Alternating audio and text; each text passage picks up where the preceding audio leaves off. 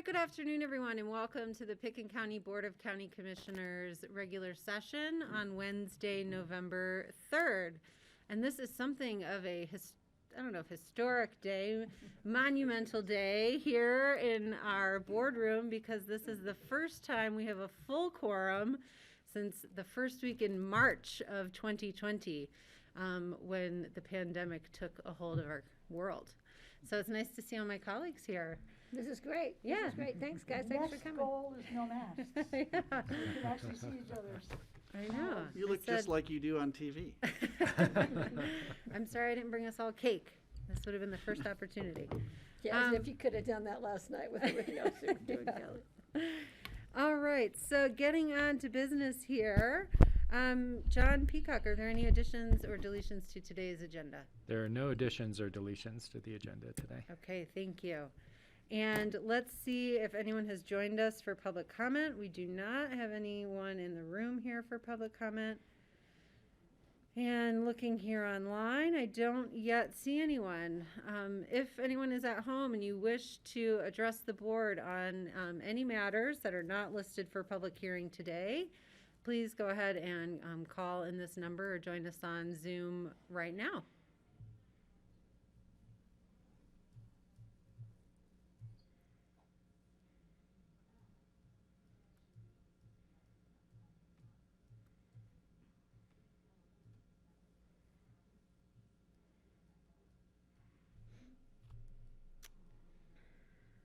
All right, so we have no public comment today. I'll go ahead and close the public comment and turn to commissioners for comments. Patty. Yeah, I just want to thank everyone who took part in the election yesterday, the final day of the election yesterday, and to the 3 lucky ladies who are now on the Board of Education. Congratulations. And to the city for their Wheeler Rhett tax question. And also to Mr. Bob Olson for his rezoning of the property to contribute that portion of Shadow Mountain to both Pickens County Open Space and City of Aspen Parks and Open Space. I think that that's going to be a great amenity to the community to get that trail connection over on that side of town. And I want to just really quickly say, let it snow. Michaela and I have a vested interest now in letting it snow and getting that snow made on Aspen Mountain. Because after all, without snow, we don't have skiing. So between Mother Nature and the snowmakers, let's get that snow made. Everybody be careful and be safe out there and enjoy this quiet time we have in town right now. Great, thank you, Patty. Francie. Yeah, I just wanted to add to that it's really exciting down Valley. The Roaring Fork School District got 5B passed. That to me was the most exciting thing on the entire ballot. And it was sorely needed. And I'm just really thankful for the residents of the Roaring Fork School District who passed it. It's really great. Now teachers can make a little more money and maybe hang around. Yeah, that's a good. Thanks, Francie. And I'll just take the opportunity to jump into my comments because I too want to address the election, but not so much the past election, but the coming election. So, you know, and essentially the midterm elections have already started, and I think we are in a time where the disinformation and mistrust of our election processes are growing, and I expect it to, you know, really hit an all-time high before next year's election, which troubles me terribly because we have very safe elections, very secure elections, which are run with the highest amount of integrity, which are audited thoroughly. And, you know, my concern is that anyone who feels or thinks that maybe their vote won't count, it doesn't take a lot to discourage someone from voting, to take that time out of their life, to research what they're voting on, or to show up at a polling place, or to change their address on their voter registration. And those people may sit out. And so I think that these untruths that are circulating, I am hearing them more in our community and seeing evidence of that misinformation being distributed in our community. And so I'm making it my goal, and I'm going to call on fellow citizens, my fellow commissioners, to really just nip that in the bud. I have really zero tolerance for unproductive critique of our elections processes. I think, any efforts that people want to make the system better, to make the system more transparent, are always welcome. But there's also a line between what is based on, lies or distortion of facts that I think we need to really, in our positions as leaders, stop in its chase. So that will be part of my mission over the next year, as it's been over the last 10 years of my life, and I hope all of you will join me in that. Greg? I really appreciate what you said, and I would certainly join you in that. And I haven't seen much of that locally, but I'll do my best to help you. I agree. I just wanted to mention, in addition to congratulations to the candidates who won in the election yesterday, which is great. I just wanted to say tonight, Film Fest has a program about Jacques Cousteau. It's called Becoming Cousteau. It's a feature film. It's been featured at the Telluride Film Festival, the London Film Festival. It's tonight at 7:30, and I believe it's possibly in person at the ISIS, 7:30 p.m., $11 for a ticket, unless you're a senior, in which it's $8.50, and it's about the adventurer, filmmaker, inventor, author, unlikely celebrity, and conservationist. For over 4 decades, Jacques Cousteau and his explorations under the ocean became synonymous with the love of science and the natural world. I think we need Cousteau more than ever, and I grew up watching his films, and it influenced me to become a filmmaker, a documentary, adventure, wildlife filmmaker. And I had the opportunity to interview his son for another film on a related topic, and spent a little bit of time doing oceanography sort of stuff, and I just fell in love with it. So I'm hoping to see people there tonight. I'm going to try and get my family to come.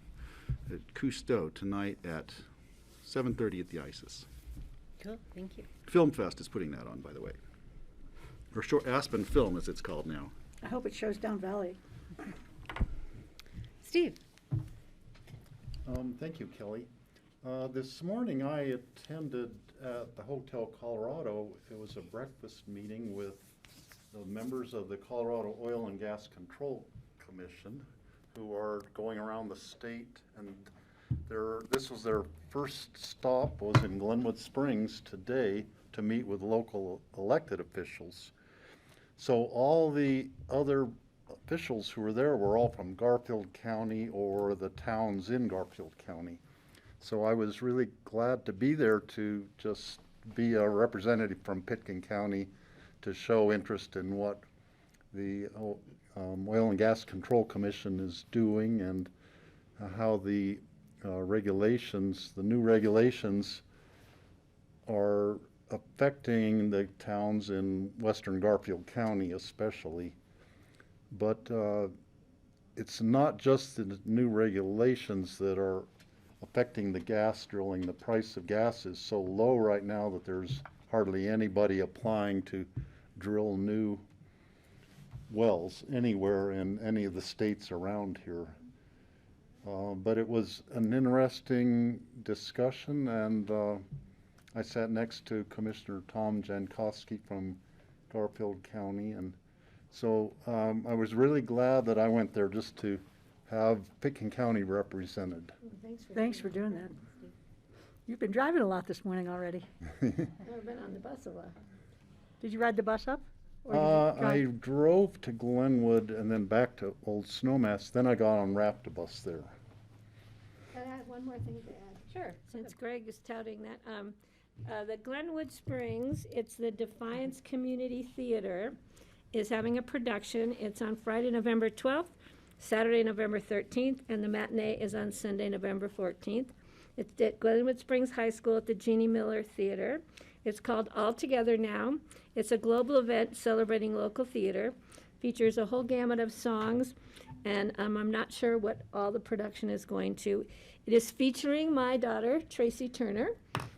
So she's very excited, and so are we. We're going to take the kids to the matinee. So you can pull up tickets and information on the website at defiancecommunitytheater.org. Again, it's November 12th, 13th are the 7:00 p.m. shows, and Sunday, November 14th is the 2:00 matinee. So it'd be great to be supporting the Down Valley Theater Production Companies, and of course, seeing my daughter Tracy Turner in action. No kidding, that's so fun. Yeah, very fun. All right. Any other comments from folks? Okay, with that, let's move on to our consent calendar. We have one item, a resolution to appoint citizen board members, and these are citizen board members for the library board. I don't know if Charlotte, if anyone has questions on this, if we wanted to pull it, or we've had a bit of discussion on these interviews already. Yes, Pat? I just want to thank the 3 applicants. We did have 3 openings. Ashley Connolly is our new regular member. Erin Cummings is an alternate. And Elizabeth Stewart Severy is our 3rd alternate member. I think it's exciting. These ladies bring a lot of energy and passion and some interesting perspectives. I think that the library board, which is a great working board, I think the rest of the members of the library board will be excited to see these 3 ladies come on board. So I'd like to make a motion to approve. I'll Thank second you. it. Thank you. Any further comments? Steve? The thing I remember about the interviews of the 3 women is that all of them started going to libraries when they were They're very little young. gr- Yeah. And it Yeah. had a huge impact on their lives, and now they want to continue supporting libraries, and that's why they applied for this board. So I was pleased that we are able to appoint all 3 of them to the board, because I think they'll be very, very engaged in making our library even better than it already is. Thank you. Any further comments? Okay, seeing none, all in favor, please say aye. Aye. Aye. Aye. All right. Yeah, that's exciting. All right, moving on to public hearings. And I'll invite Valerie McDonald, our emergency manager, to join us. The next several items address her work. And the first one is a resolution of the board to accept the 2021 Emergency Management Performance Grant.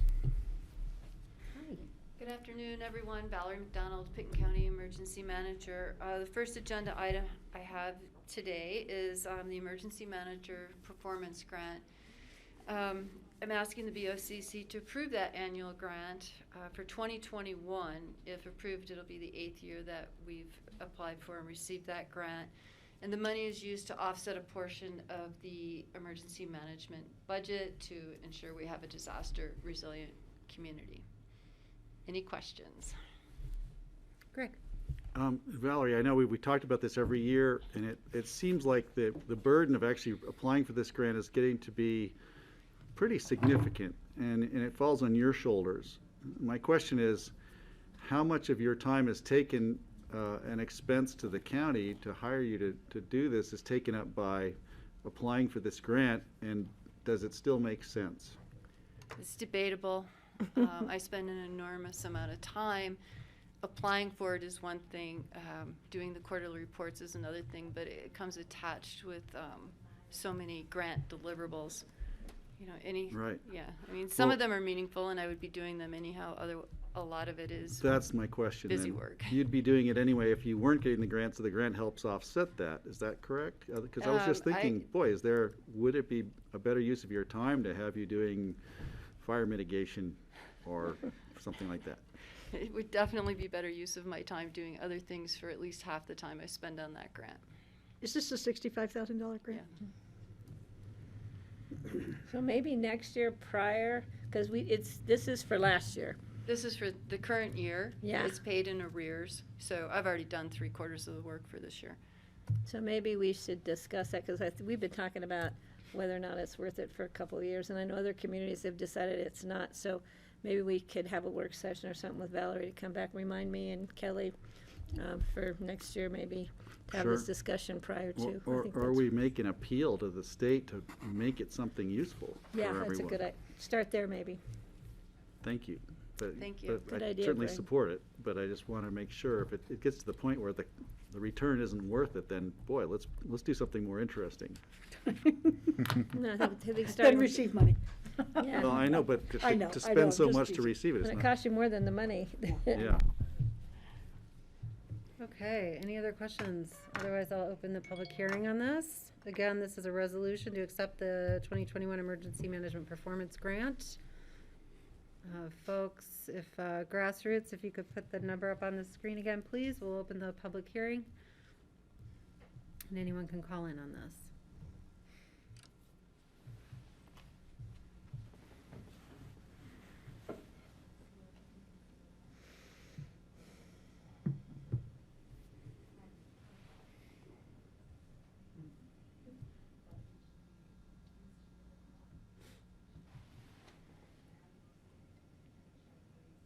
All right, I'm going to close the public hearing and bring it back to the board for a motion or a discussion. I'd make a motion to approve the acceptance of the 2021 Emergency Management Performance Grant Program, EMPG. Thank you. Is there a I'll second it. I think Francie beat you by a hair, Steve. All right. I'm slowing down in my old age. More coffee. Any further discussion? Yeah, only that it'd be great to actually get an understanding of what it costs us to administer and apply for this grant each year, so we can really get an idea of, and hopefully it put you to something more inspiring for you to do, that, if it's, seems like diminishing returns. So it'd be nice to have that, not to add another report to your, but I think that's an important spreadsheet to have. Thank you, because we might be able to relieve you of this burden. Thank you. Thank you. Do you want me on Zoom or do you care? No. All right, all in favor, please say aye. Aye. Aye. All right. Agenda item number 3, a resolution to adopt the Pickens County Emergency Operations Plan. I'm with Valerie again. Hi. All right, this one is, I'm asking the board to adopt our updated emergency operation plan. Update replaces our plan from May 2019. The plan is very important to what we do here. It actually reflects what we do. It's essentially the outline, and it outlines the structure and guidelines that we have in place to transition from normal day-to-day operations here to a full-on Armageddon disaster emergency in the county. There are no substantive changes to the plan since 2019, but the emergency manager performance grant requires I come and have you re-adopted every couple of years. It goes on to explain the roles and responsibilities of our county incident management team and our 15 emergency support function teams. And we talked about this quite a bit last time, so I'll stop there and take any questions you may have. Francie. I just want to say it was incredibly impressive. It's the first time I've seen it. And it's quite riveting. I mean, all the people that are involved and all the levels of organization, and it's really incredible. And I imagine, most municipalities and counties have something like this, and it's pretty reassuring, really, that the population is in such organized and efficient hands. It's really amazing. And you nailed it. That's the beauty of the plan. Like on those emergency support function teams, we have over 200 people that know their role and responsibility before we have an emergency. And with the incident management team, it just brings order to chaos. Mhm. We have a system and a structure in place, and we go from there. It's really incredible, really impressive. Thank you. And to see it in action is pretty awesome. Oh, I saw it during the Lake Christine fire. Yeah, It was really yeah. something. Yeah, I would say, I know in the 9 months leading up to the start of the pandemic, I think I sat in on a measles outbreak, tabletop exercise and an exercise I think, Valerie, you were probably in charge of, but that brought a lot of people together regarding like a shooting at a public event. Will we, getting out of the pandemic, will we start to see more of those exercises happening? We've never stopped those exercises. Okay. There are exercises going on every week in either the IMT side of it or the emergency operations side of it. We just had a big one last month. We had over 60 people at MRA. for an exercise with the scenario was a wildfire down by the wastewater treatment plant. And if you stop to think about it for a minute, all the critical infrastructure that's in their area, it was quite intense. It was a really great learning experience for everyone. And we're always improving. It's all about the after-action report. What are the gaps? What do we need to fix? So it's not a plan that sits on the shelf. We train and exercise to that plan continuously. But we have never stopped during all of this.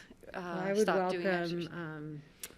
Invitations for board members if there's a role for us to play. I know I'd really learned a lot personally. And I'll keep that in mind for the next, we do little ones all the time, but once or twice a year I pull together, the big group. I actually have to usually cut it off because it's so amazing that we have these people who are so engaged. I mean, they really take their role as an emergency support function lead or team member very, very seriously. I mean, it's a big deal to have that responsibility. Yeah. For sure. So, yes, you can come and participate as observers, or if you want to get more involved, we'll set that up as well. Okay, thank you. Greg? I'm just thinking that that's a great suggestion. I think people in the community who may not be already part of a member of this of these exercises, it'd be great for the community to understand what happens. Because one, I think you would possibly draw more volunteers into things like fire and mountain rescue and others that participate already. But it's such a great public information. The question I have is something to contemplate: is that this group is really good at handling an emergency. The emergencies we think of are what, 1 day to a couple of weeks typically, I'm going to guess, if it's a fire or a flooding or so. Once again, the conversation comes back to when we had a long emergency with the pandemic. How does that dynamic work? And I know you've all been thinking about that. And then I'm going to bring up the other long emergency, the very long emergency, which is climate change. And we're looking at what are really significant impacts on climate. And it may actually require an emergency response, but it's slightly different. So it's pretty hard for us to get a handle on it.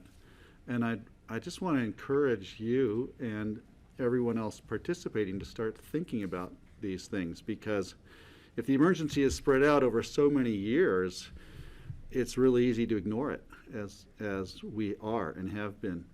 Yet it does require a response. So I'm just going to put that out there as a question to the community and to your organization of this incredible group of members that respond, because we've declared a climate emergency, I think. So what does that mean, and what does it mean for you all? Because I think you're going to be playing a bigger role. I'm hoping so. Thanks. Thank you, Greg. Francie? Yeah, and a real life emergency that got responded to was the gas line sabotage, and the response to that was so quick and efficient. I was stunned when I read the paper that all of these houses and apartments and everything had auxiliary heat, like almost immediately. It was incredible. A lot of that was through Black Hills. Was that Black who came in? Hills. And the incident management team. Right. I mean, the jurisdiction having authority was Aspen, but they requested activation of the incident management team, and all our emergency support function teams come with that. So we had morning briefings and were kept apprised of everything throughout the day, throughout the night. And that was really, to your point, a beautiful event in that it started and 5 days later it ended. That's the way it's supposed to work. The pandemic just didn't quite fit that mold, but we did the best that we could. But yes, I mean, that was a major component. We had great reps from Black Hills, and you saw it. It was like an army of techs throughout the town, and the heaters that they brought in, and we were all about people who had special needs, access and functional needs. Was there anyone out there who needed help, who couldn't stay in their house because it was cold? I mean, the response to that went on, and we had the team and got it done. Yeah, it was really cool. From all the western states. Black Hills brought people in from all over All the over western states. the country. And yeah, from all over the country, and that was from different gas companies, so it was Yep. really a rallying of the troops. Coldest night of the year and a Yeah, blizzard. on top of it. Valerie, has there been an after-action report from the pandemic? I guess maybe from the IMT perspective, or I don't. The I IM, to say that when it's not really after, but true, Yeah. but the IMT did one, and I did one with the emergency support function teams as well. Great. So it's kind of an ongoing after Yeah, effects. I wonder if it Definitely. Could we see it? is Something helpful get to a like presentation on addendum that it sometime? to the operations plan, for future folks who may hit a similar situation to review. Yeah, John, Colorado. did you have a comment? And then I'll go to Steve. And I was just gonna add, I think in addition to the work Valerie's done, I know Public Health has, we have yet though to do an organization-wide, I think, because we have not identified if it's over quite yet. come up And for air. so, we still feel like we're straddling response and recovery with the pandemic. Yeah. You bring up a really good point, because I just mentioned the IMT and the EOC, but as that event evolved and matured, it pretty much went back to the county and county departments. So they have played a crucial role for the entire duration, whereas the ESFs and IMT, we've stepped back. So the heavy load has been on the county and county staff. So hopefully that happens. Steve? So, there are similarities then with the pandemic response and with our response to climate change. They're both long-term things which don't fit into your model here for the quick, short-term response to a flood or wildfire or something that demands immediate attention.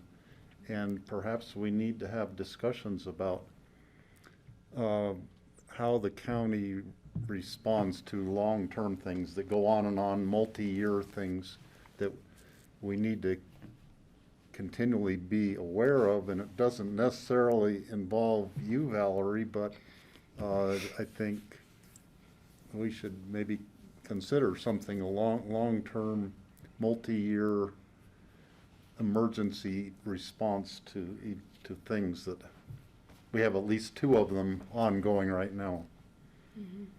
And we have a plan for that too.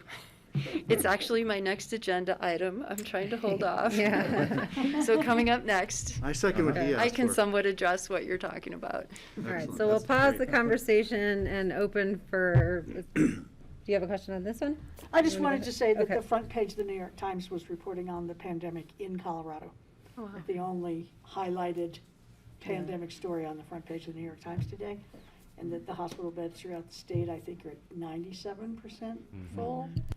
I know that's not true for us, but, and so I looked pretty carefully at each of the counties, and, you know, we're not the worst county by any means in Colorado right now, and it's fallen a little bit, but I just was surprised to see that Colorado is now red on the, on the national map, and it was really depressing. Okay, Add something to that. Yes. Anecdotally, I've been into a couple of restaurants recently where no one was masked up. And it was completely shocking. And what was funny is I thought, this doesn't You mean seem not right. the wait staff or anybody? No one. And then got home, didn't go, left. But then later got calls from people who said they saw the same thing. People are calling me to say, hey, no one's taking this seriously right now, which was a bit of a shocker. Anecdotal, and I know other people are being very careful. But, you know, we're still in it, and I think people, it's so easy to forget. yeah. Yeah, it's really different in Carbondale than in Aspen. It's like a different is, planet in terms of COVID. Okay, let's stay on track with these items. So I'm going to open the public hearing on our resolution to adopt the emergency operations plan. Anyone is welcome to call us now.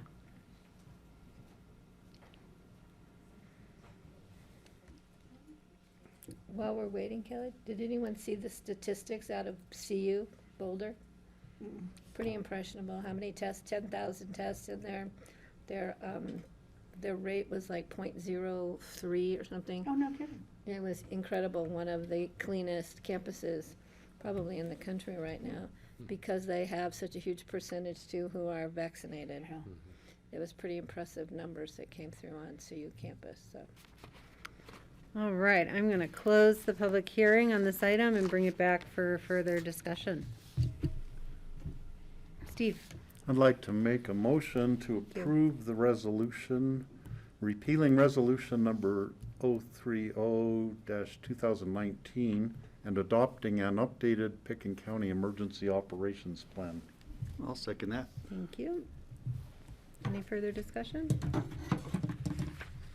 Okay, seeing none, all in favor, please say aye. Aye. All right, Valerie, we're up to number 4, resolution to accept the Hazard Mitigation Plan Grant Award.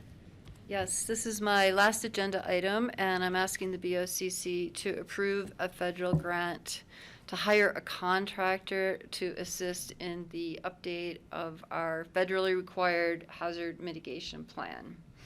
The Disaster Mitigation Act of 2000 requires counties to have this in order to be eligible for any pre- or post-disaster mitigation grants. And just in a nutshell, to give you an idea of what this is we bring all the stakeholders together. It's not just county employees. We'll have probably over 100 different people and organizations working on this update. And together, we identify and prioritize what are our natural hazards in the county, and then we rank them. And then, most importantly, we come up with mitigation strategies. The amount of the grant is $51,000, and the county has a in-kind contribution of $17,487. And during our last update, we were the first county in Colorado to do this. We looked at how all of our natural hazards, and you know what they are, the top 2 being wildfire and debris flows, flooding. How is climate change impacting those hazards, and how can we address it? Since we did that 4 years ago, the state Department of Homeland Security Office of Emergency Management is requiring all counties do that, but we were the first ones that did it, and it was really really an important conversation. These are the risks, and how's climate change making it worse, and how can we get ahead of this? So that's in that plan. Okay, great. Francie? That was so interesting, reading through this section of what you've presented to us, because I'd never seen the hazards and the vulnerabilities listed so succinctly, Mm-hmm. I was going over it with my sister, and we were just fascinated by the different categorizations, and really interesting. Thank you for that. And the beauty of bringing all these different groups and people together is we all seem to get in our silos. So hearing what a public health department versus a public works department is thinking about and how they approach it, it really brings the whole organization up. I think highly of this hazard mitigation plan and our emergency operation plan. We have plans on top of plans, but these are the really 2 most meaningful ones that we have. And before we're done, you will know so much during the hazard mitigation plan process. It will come to you during a work session, so you have a chance to comment on it before it goes to the feds for final approval. Yeah, and the graphics were great. I loved the 4-circle Venn diagram where everything intersected except preparedness and response. That was really cool. Steve? So I keep picturing in my mind when the South Platte was flooding a few years ago, and a lot of the damage that was done by it was actually downstream, and like in Weld County, there were a lot of the oil and gas facilities got flooded and damaged, and I think there was probably a lot of leakage of petroleum into the river as the floodwaters went down. And I was trying to imagine if they had anticipated that in a hazard mitigation plan and try to protect those kind of resources from damage from this unexpected heavy precipitation event. And then it made me start thinking of Picken County, like what goes through your mind and what are the potential disasters that could happen here, and how do you anticipate do we have like gas stations in basalt, for instance, maybe would be damaged by the Roaring Fork River flooding, and how do we prepare for that sort of a thing? There's so much to think about, and I'm just blown away by what your job entails, Valerie. I am no longer a normal person. So there's no doubt about No, there's a that. lot of doom and gloom there, Were you huh? Before this, Valerie? Yes, more so. Yes.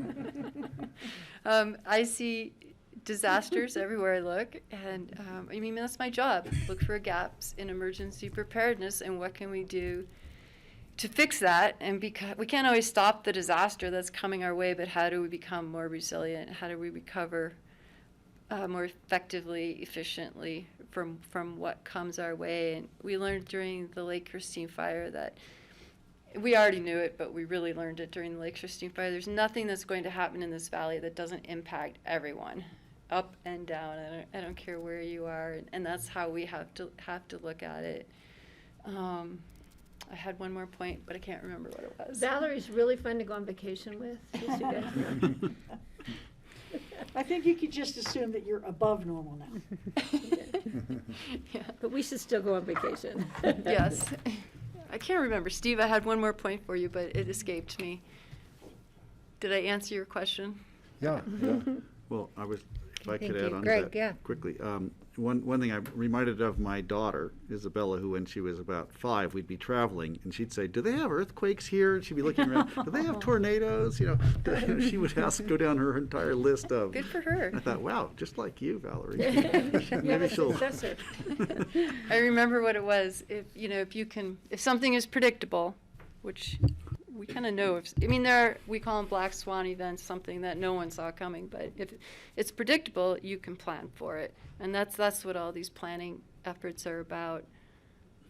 But I think it was the Bali, or where was the huge tsunami, and it was a Indonesia, yeah. child who was like, "This is happening. We need to." Oh, and pointed Do you it out remember- to people. do you know what I'm talking about? Got people off the Yeah, beach. it was a school-age kid who had learned about Right. As the what water could receded. yes, and they Right, sounded out the in the alarm, whereas the adults were like, Partying. so great. I'd love to meet your daughter. The other thing I was going to mention is that speaking of our river here is called the Roaring Fork and was named for a reason, because in the springtime, during the spring runoff, it would rage.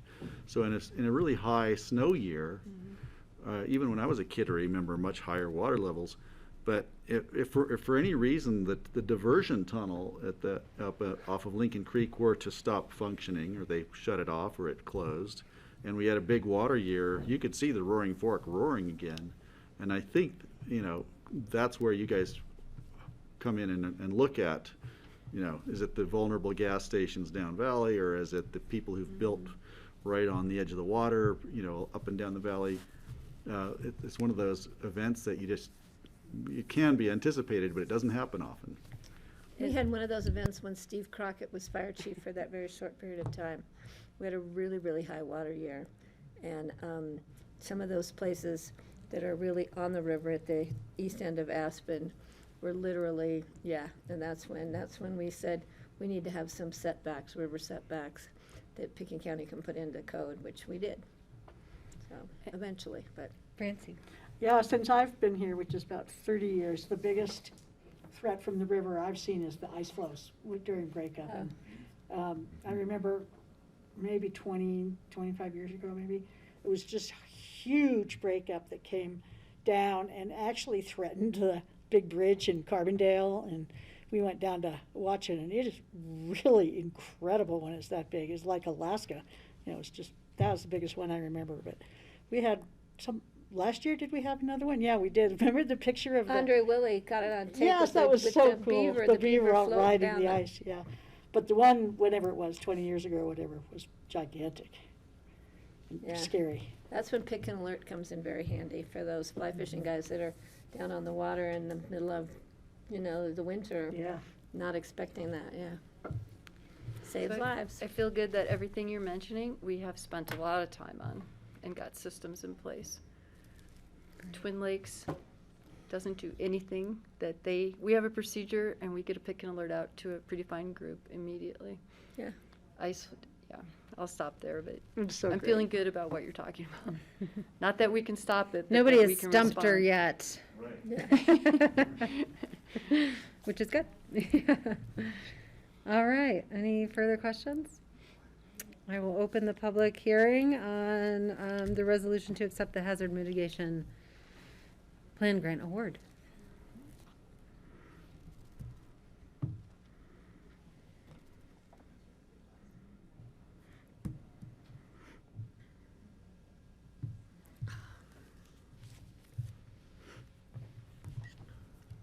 Question for Valerie, which could just be during while we're waiting. Has the Army Corps of Engineers ever been called in to work on a disaster that you've been involved with in our valley? No.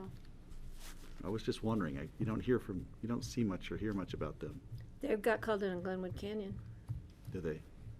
Last meeting that I went to with Senator Bennett down in Glenwood, they got called in for what we're gonna do to get some of that stuff out of the river before we have high water.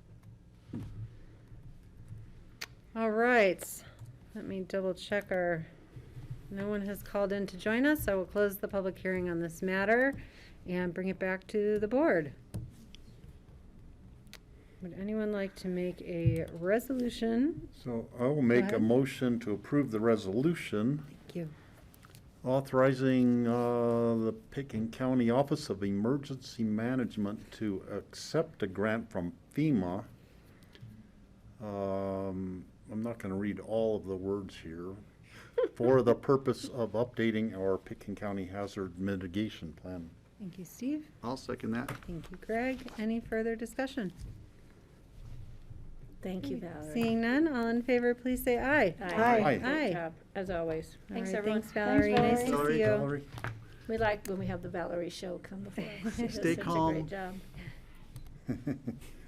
Go read a book about puppies and rainbows or something. All right, item number 5, an ordinance of the Board of County Commissioners amending ordinance 85-2019 and approving changes to the Pickens County Board of Health bylaws. This is also a public hearing. So Charlotte is listed, but I do see Suzuho here with us. John, Suzuho, can you take this? Yeah? Okay. Sure, yep. Can you listen okay? Yes, we can. All the power issues up here in Glenwood. Great, hi everyone, good to see you again. Suzuho Shimasaki with Pickens County Public Health. Wanted to bring back to you the Board of Health bylaws that we would like to have updated to reflect a change in the timeline for the elections for the chair, for the officer positions within the Board of Health to come after the appointments of Board of Health members appointed by the BOCC, just to ensure that those who are staying on the board or newly appointed to the Board of Health are able to be considered for those officer positions. That's the first change that we're requesting. And then the second change is just additional language to clarify the role of the Board of Health members in appointing the director versus the role of the BOCC working with the county admin team to be able to work on the onboarding and hiring as well as salary negotiations for that position, since the Board of Health does not oversee any budgetary aspects of our HR process. All right, sounds good. Thank you. Any questions? Patty? Thank you for this red line, green line, blue line copy. Made it really easy to go through and very clear for the issues that were being changed, and I appreciate it. And I find no reason not to support this, because we've been talking about getting this done for a while, and it's before us to get done. Thank you. Great, thanks, Patty. Other questions or comments, Steve? So in looking at the hiring process for the director, I was trying to remember the process that was gone through when Giordano was hired. And that would be the non-green part. It would be the original wording that I take it, I mean, I'd like to clarify this, but I take it that John Peacock as county manager was kind of in charge of the process of evaluating different candidates and then selecting who you thought should be hired, and then the Board of Health actually voted on hiring Jordana, is that the way it happened in the current process? Yeah, I think some of the sorting through that we've done with the attorney's office is we are one of very few chartered counties in the state, and our charter, states that all employees other than those reporting either directly to electeds and the county attorney and myself, which are hired by this board, are hired through my position. I think as the attorney's office looked more closely at the statute, the determination was that the Board of Health and the Health Department sits just outside of the county structure, if you will, that portion of the charter would apply to. And so we've kind of gone through an evolution, frankly, as we've created the department, because we really hired under the charter our first public health director, so Karen, where I made that. We did have board member involvement and staff involvement, and as we often do. And then as the board created the Board of Health and we were going through the transition, I think there is just some more scrutiny put on what is that boundary where that charter language would apply for hiring and the Board of Health's responsibility. And so frankly it has been a refinement, and so our processes have evolved with each step of looking at that, and we really wanted to codify that and document our where the attorney's office now is interpreting the structure of the Board of Health and our statutory obligations of the Board of Health. So it is different, and it's changed, and that's a little bit of the why behind that. And it's, I guess, partly in response to Jordana coming on as the Director of Public Health. Then the Board of Health and you and John Ely realized we need to tweak the That's correct. bylaws to make them match the statutory obligations. Yeah, so we brought really, there was a recommendation from staff to the Board of Health, and then the Board of Health adopted a resolution of appointment. Okay. Just a question for clarification on some of the green line. The Board of Health shall also make salary recommendations to the county admin. And as chair of the Board of Health and sitting on a Board of Health, all very knowledgeable people in their field, but I'm not certain that we're informed as the Board of Health Right. or qualified to make salary recommendations. So how did that line get in there? So how this would work, and again, I think this was the attorney's office kind of looking at the different. We did have quite a bit of discussion around this also, because the statutory responsibilities are a little split here, right? This board makes the appropriation decisions for the health department, so that affects of course, the salaries and what can be paid out. Within the hiring, there's some language that would indicate that the Board of Health should be making salary recommendations and such. As a practical matter, how this would work is we would rely on the county's pay plan. We would bring a range and the hiring range and what discretion exists within county policies to the Board of Health, and get a recommendation from the Board of Health, but ensure ultimately that whatever is offered to the health director fits within the county structure and then appropriations that this board has made. Got it. Okay, so that makes sense. That so the Board of Health can weigh in and Mhm. and get and make comment on that. That's a But- much better way to but- say it, yeah. Okay, thank you. But we're not gonna be saying, hey, I think, Yeah. we think you should. But they can weigh in Right. if they Yeah, I see think fit. one of the problems is you have the home rule charter you have to find, county regular policies you have to follow, and the state statute. So it gets very, very complex. We are the only county in the state with a health department with a charter structure like ours. And so that's some of the reason we're figuring So this are you out as saying we we're go special? along. We're definitely unique. Yeah, You're well, in unique- Aspen. Something to keep in mind is, I think our public health department and our Board of Health has functioned pretty well, certainly in comparison to the rest of the state. Perhaps it's due to structure, perhaps it's just due to the environment here and the culture in our community, but it's remarkable how easily and well things have gone, even in the height of the pressure through the pandemic.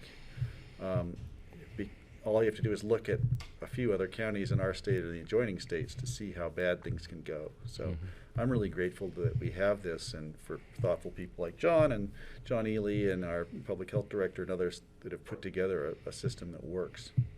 So fingers Pretty nice crossed. to have the onus off of the BOCC.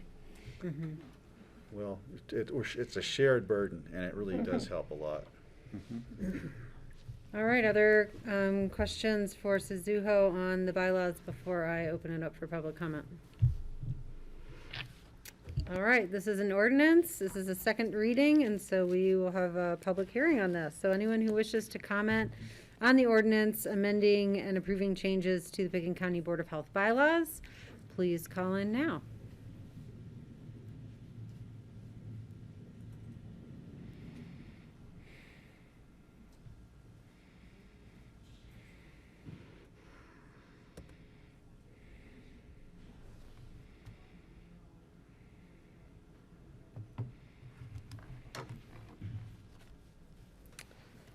All right, I am not seeing anyone join us, so bring it back to the board for a motion or more discussion.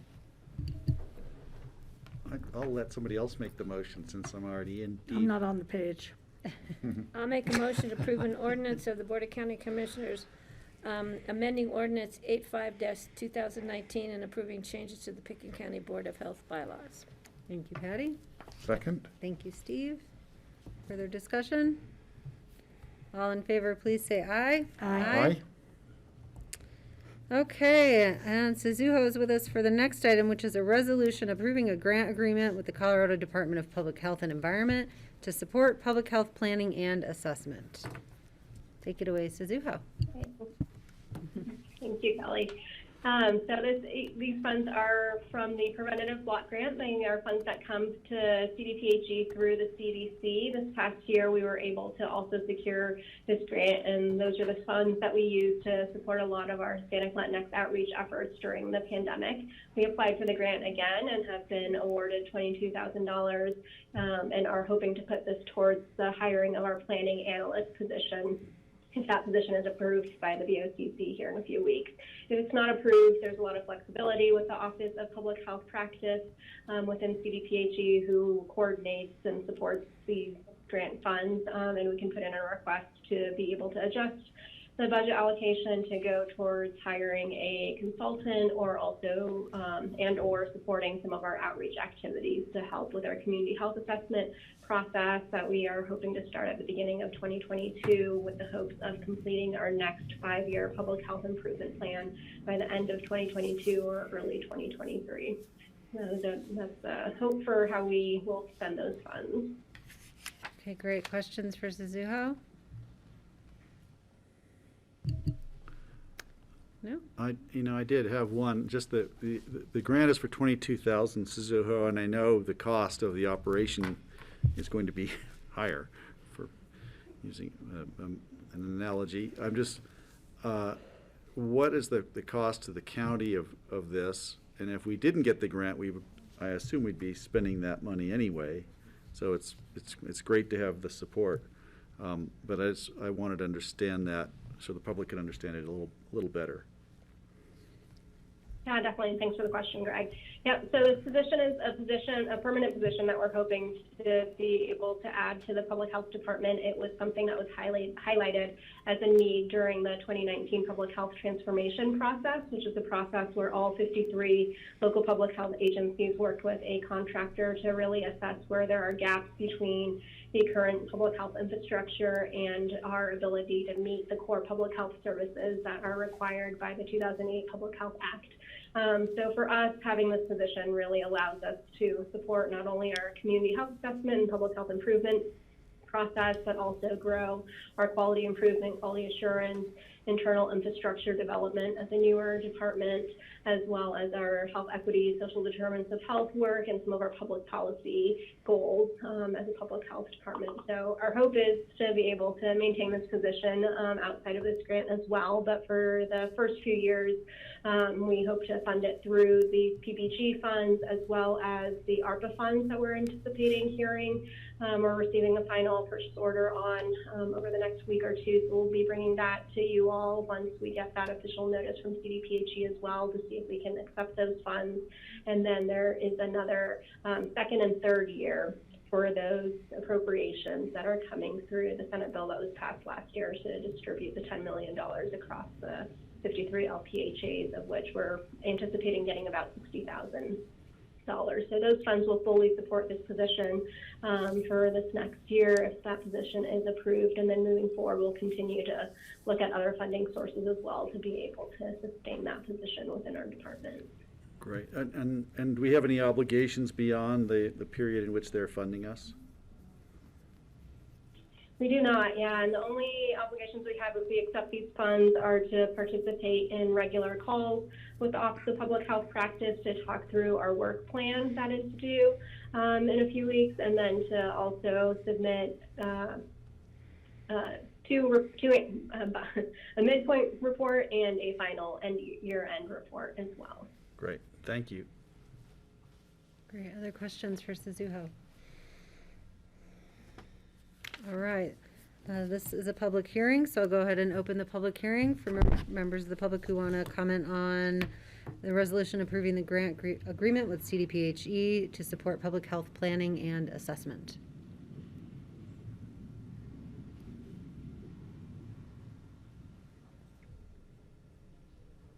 John, what are we doing in the building today? Are we like moving furniture?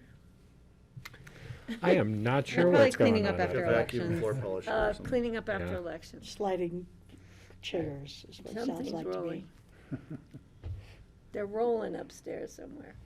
All right, we've had no one join us, so I'll close the public hearing on this item and bring it back to the board for a motion. I'd make a motion to approve the grant agreement with the Colorado Department of Public Health and Environment to support public health planning and assessment. Second? All right. Sorry. Actually realizing I don't think I have the resolution. Hopefully you guys have it in front of you. Steve? I participated in the assessment, maybe about 9 or 10 years ago, I remember, and I really enjoyed it. I just went in as a member of the public and, participated in kind of discussions about what are the important public health issues facing Pitkin County and what should be prioritized. And I remember really enjoying that process. So I would urge people to participate in this process when they start doing it in January. It's a very thoughtful process, and it's an important one for us to determine how we want to prioritize our staff time, our money, our resources for the next 5 years. Can I add? Great, thank you. Yes. Go Yeah, ahead, and Heidi. Greg, correct me, but it seems like the number 13 keeps coming out, that there were 13 areas of interest. I think that the state at that time was saying that we had to follow up on. And I remember we had the discussion, do we hire 13 people to each do one? And I think with what's happened over the pandemic years, and that kind of got put by the wayside, as I think the direction is going to be more what you're saying is to prioritize what are the first ones we can do with the staff and the financial resources.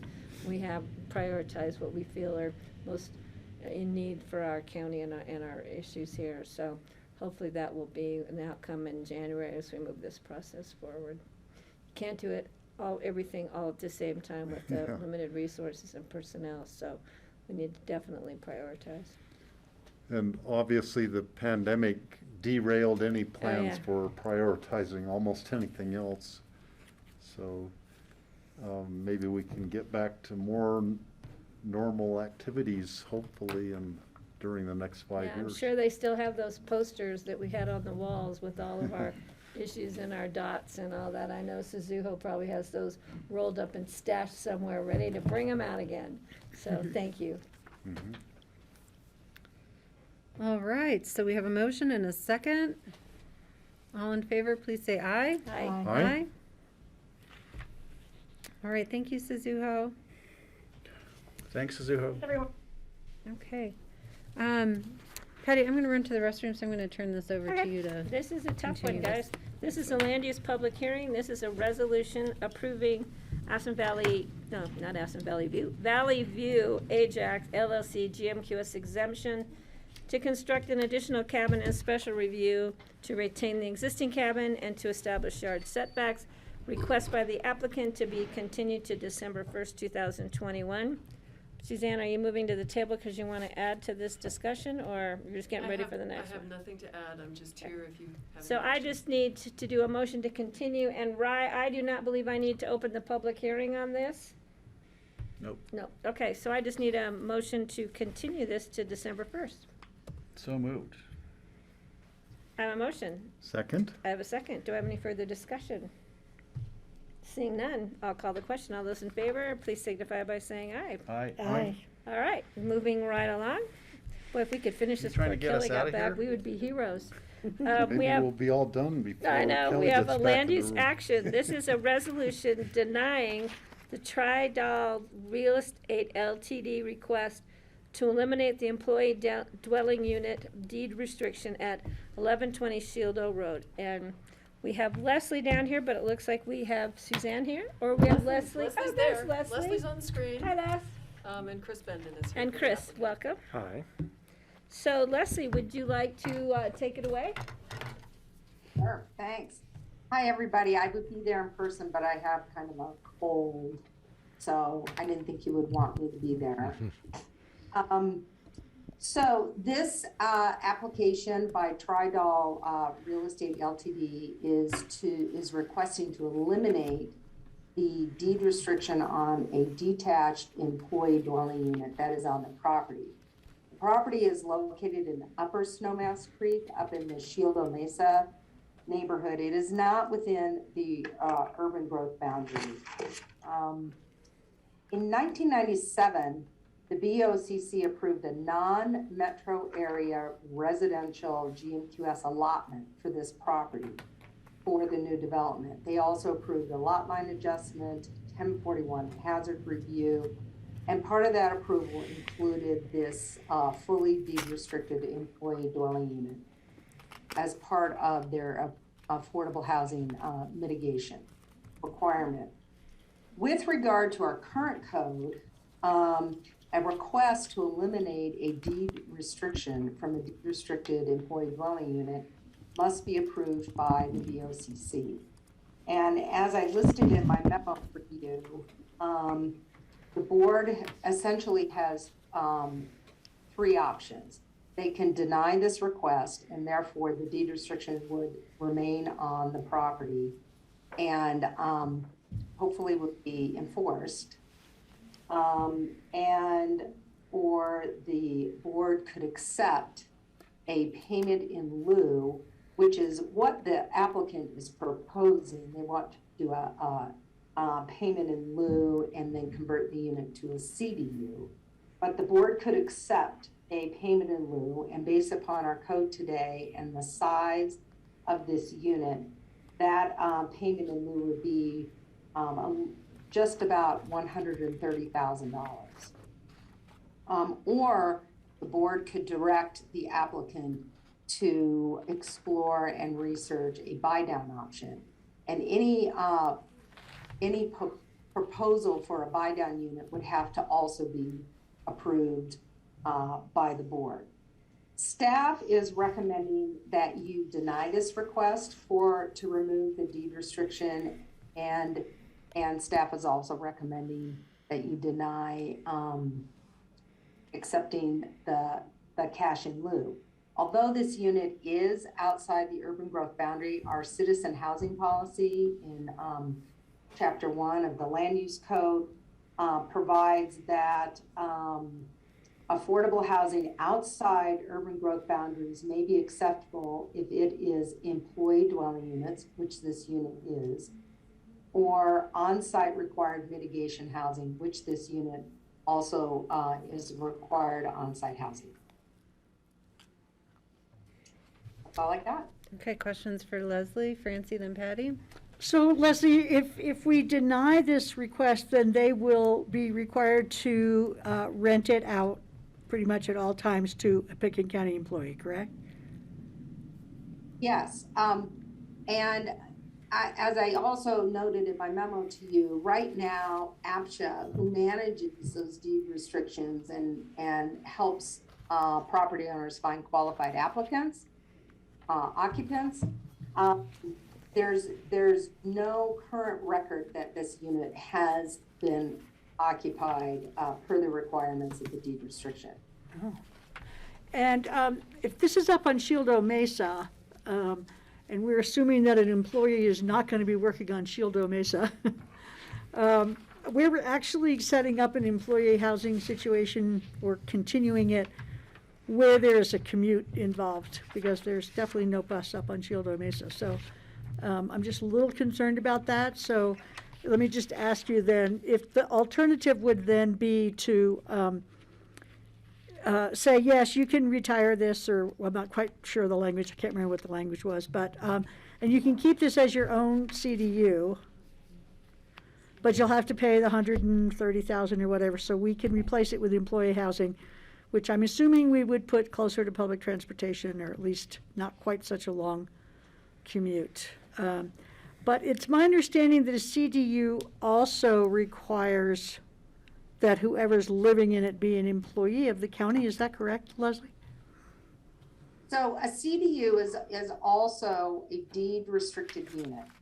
That deed restriction is kind of occupancy light in a way. It requires you to report a deed restriction.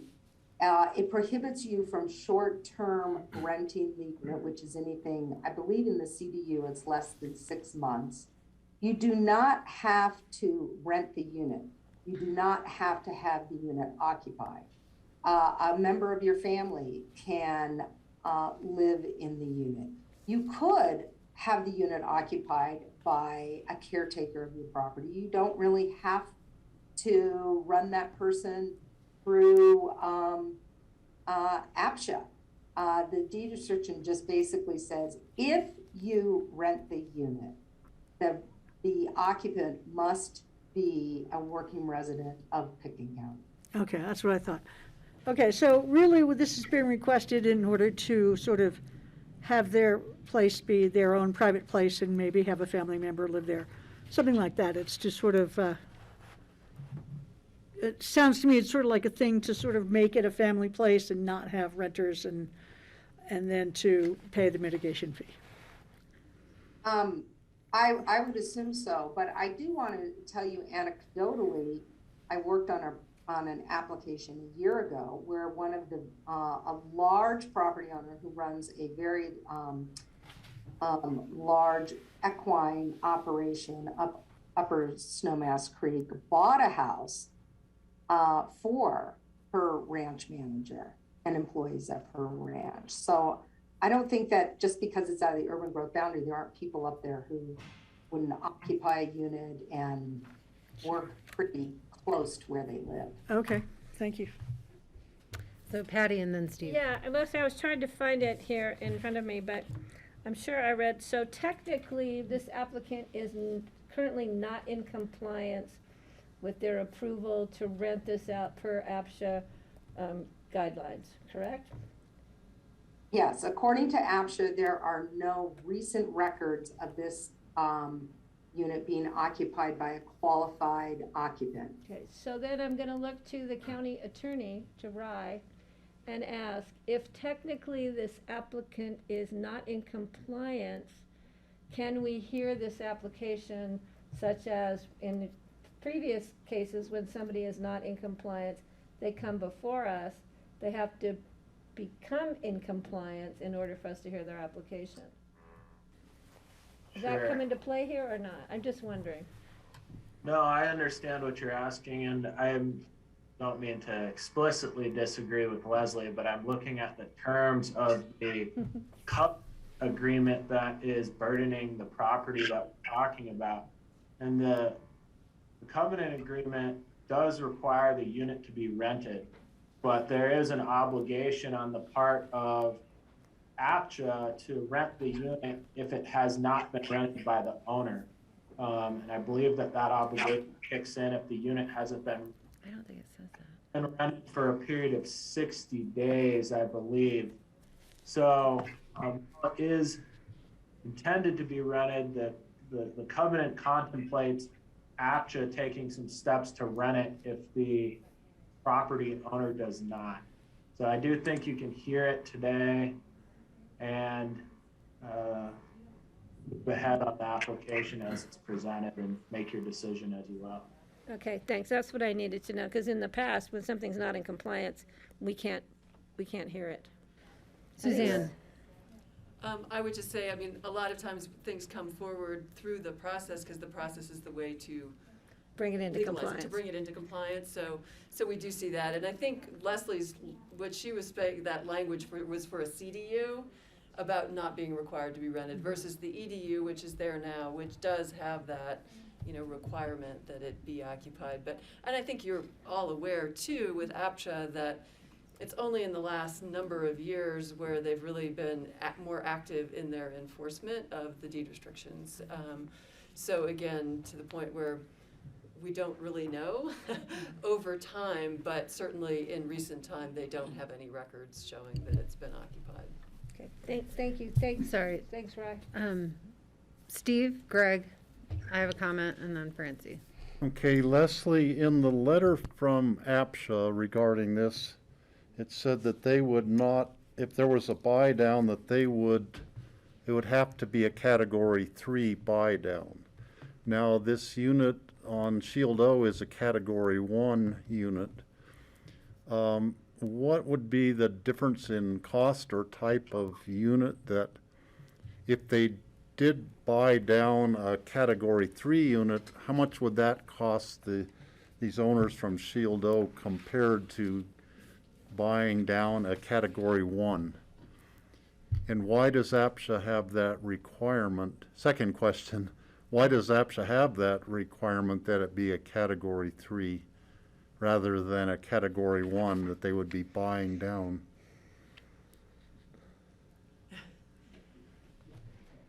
Do you want me to jump in, Leslie? Yeah. I can see your face. We have two different things going on under the housing guidelines. What we used to talk about were, buy downs and categories and their cash in lieu payment. Under our code now, in the land use code, we have the employee housing impact fee. So our code does not distinguish, in the categories. It basically says if you've built a house of this size, then it is creating this much of an impact fee. So that's the very basic, provision now. If you build a house, you're gonna pay a fee. Where we run into issues is kind of going back to these ones that were approved a long time ago under whatever the guidelines in effect then, and how do we deal with that under the language we have in the code today. So I think, maybe there could be more discussion about I'm not familiar with sort of housing and how they got to Category 3 versus the Category 1 for a buy down. We'd probably need them to, provide more detail on that. But when we're looking at it purely from how would we apply the code today, it's that impact fee or some alternative. And I think the buy down in our code, the language is specific to well, bring us a unit and, you know, tell us where it is and what it is and how big it is, and you know, then we'll sort out if we think that's appropriate in exchange. So it's just a little different, I guess, conversation maybe. How big is the house? Okay. Hang on, Francie. Greg, and then Can't find Francie, it. and Chris, we'll give you an opportunity to present here too. Okay, thank you. I understand this is all happening because it's a new owner, right? It's a new owner's come in, that the previous owners who made the first deal back in the late 90s sold the place, and very recently, I think. And is that correct? I may be wrong, but that's my impression, is this, the reason it's here now is this is a new owner coming in, wants to. It's a different owner. I don't think it's super recent. I think they've owned it for a few years now. Oh, really? Okay. Yeah. But it is a different owner than created the original. Francie, and then I'll. Yeah, I was jump in. wondering how big the main house is. I thought I had read that it was that it was like 3,700. The main house is about 3,100, and the employee dwelling unit is 900. So the property itself is just below 4,000 total. So our fee in lieu, our whatever that is called, I forget, the mitigation fee, whatever, doesn't apply until houses are 5,750 square feet in excess of. So I'm wondering, why does it apply here? Maybe Suzanne. I don't know if, Leslie, do you want to take that one? Or? Well, that fee and how we would apply that fee today is on new development or development that would come in under Chapter 8, this employee housing impact fee.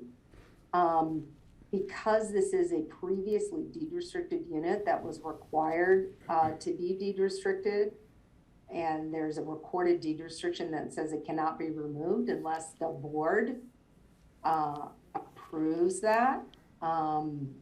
That's why we're using the formula that was recently amended and adopted to figure out what that impact fee would be if the board agreed to accepting an impact fee.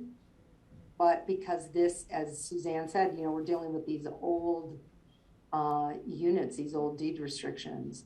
And again, the deed restriction says that an applicant can always ask the board to remove that deed restriction. So I'm just curious that this is sounds like it's a fairly modest situation up there compared to the monstrosities that we see all over the place, and the size of the units that inspired us to have a new scale. And so we've sort of moved on from this past thing. I'm just, Maybe can't- I'll ask I'm my series of confused. questions, and it might illuminate what you're trying yeah, to okay, get great. at. So I'll listen some more Okay. before. No, so I'm going to jump in just because for me, I'm going to fundamentally shift the conversation a little bit, because this employee dwelling unit was part of a package that went to growth management competition, which was scored highly, partially because of the commitment of this employee housing unit. So the way I'm looking at it is like the property's whole development and existence is related to this employee housing unit. Because had they not had it, they could have lost the growth management competition and either had to like wait the next year or the year after that or the year after that or the year after that before they got any development rights at all. So I'm separate from like the fee and how we think of it now.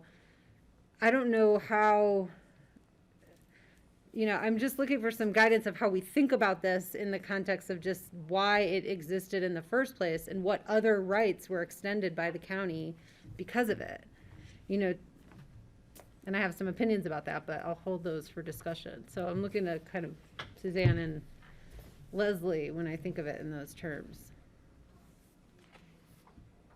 Well, part of your perspective, Kelly, is one of the reasons why I believe, again, this is a unit outside of urban growth boundary. A lot of what we do and a lot of our goals of what we do are keeping things within our urban growth boundary.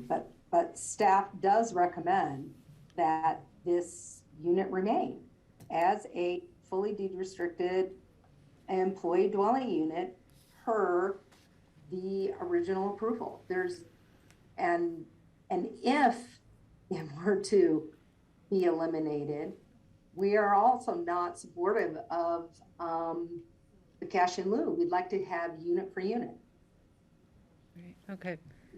Have an Do you have anything else approved to think about that? unit right now. I just think, yes, you are correct, again, right, this did go through growth management. It was a, newly created 35-acre parcel that had to compete in growth management to get a development right to build in the first place. So, and our scoring system then was very different than it is today. And employee housing was included as a scoring category. That has changed, so that's not the case in today's growth management. But also probably the reality then was growth management, you competed for a unit. And whatever the floor area was that was allowed in your zone district is what you could potentially develop for that unit. So presumably that could have been 15,000 square feet. Obviously, the person who got bought it at the time or developed it at the time chose not to do that, and provided the on-site unit as required by the growth management approval and et cetera, and the deed restriction. So yes, in terms of how we got here, yes, that's correct. It is a mitigation unit. It was required to mitigate. So that's why we're, looking at it pretty closely, to go, if we were to, think about taking it away from that on-site location, right, what is appropriate? Or is it best to just keep a unit? It's a unit in our inventory that may not have been utilized, but, that would be required under its existing deed restriction. Okay. Does that help, Francie? Yeah. I don't know. And we can, why don't we go to Chris? I'd like to hear more. Okay, if we're good with questions for staff, I'll invite Chris Benden. Hi, sir, welcome, Hi. nice to see you. Thank you. Nice to be seen mostly. We have a full board, isn't this Yes, amazing? yeah, and thank you for inviting me over on a non-Pandora's day. Chris Benden with Benden Adams here on behalf of Tridale. That's the real estate LLC that it's owned in. The real person is named Rick Mueller. Uses the home as his personal residence, part-time. He's in Texas the other part of the time. It's a modest-sized house, a little below 3,100 square feet. 900 square foot, one-bedroom employee dwelling unit on site, category 1 rental, and has been discussed as a requirement of the land use approvals for the property.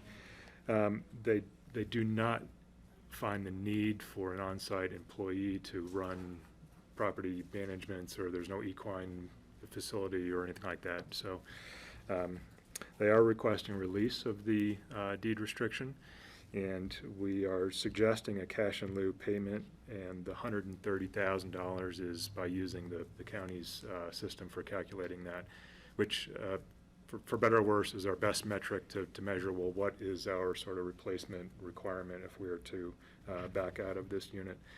I do want to make clear that we are not looking for a denial today. If there's no acceptable scenario to the board, I think we would withdraw. It's part of my reason for coming over here today in person, so I wouldn't be stuck on mute, waving my arms with no one seeing me. If you're heading to a denial, I think we would just withdraw. There may be also a reason to continue, and I'll touch on that in a bit. We do think the cash in lieu is an attractive option to the county. The unit is not very accessible. We think you could take the $130,000 and optimize it to a greater degree on behalf of the community. We know you have affordable housing projects underway. All projects of that nature, same thing happened in the city, are sort of money hungry and take sort of like seemingly unlimited resources to keep moving forward. But we do think you can use that money to better purposes. We do recognize staff's recommendation. We wanted to first explore this cash option with the board. But we do, which may cause a continuation, want to maybe explore another option. If cash is acceptable, we assume we could do that deal today. If it's not, we would want you to explore an option of a unit that the same person owns that's in the ABC. It's a very nice unit. I was just looking at the pictures of it earlier today. It's a two-bedroom unit, two-bedroom, one bath. ABC is obviously a little more, better served with transit as part of the urban growth boundary, et cetera. So I sort of wanted to describe what's behind door number 2 before you only consider cash. Cash is our request, but I wanted to mention this unit. It is currently a free market rental unit. Our client bought it just purely as an investment, rents it out. The unit has, it's a pretty high sort of appraised value compared to deed restricting it as a category 1. So taking it from free market to a category 1 would be a pretty significant impact, multiples of the $130,000 payment, and just would not be workable for our client.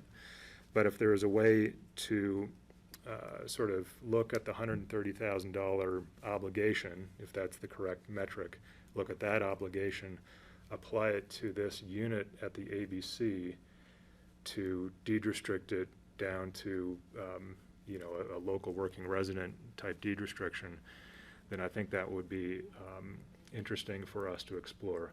Obviously, we would need to continue, make sure staff is comfortable with the unit, maybe do a site tour, et cetera. We know that APSHA is, we haven't done a formal review of the unit with the Housing Authority. They are sort of reluctant on units that are in a mixed building or a mixed complex, just being concerned about the HOA dues kind of accelerating out of control. So we don't know if they would be in favor of it or if they would be reluctant or somewhere in between, but we could take the time to explore that. We also understand that that's not necessarily a limiting factor in the county accepting a deed restriction on a unit such as that. Again, our request is for a cash in lieu. We think you can sort of use that money for greater purpose.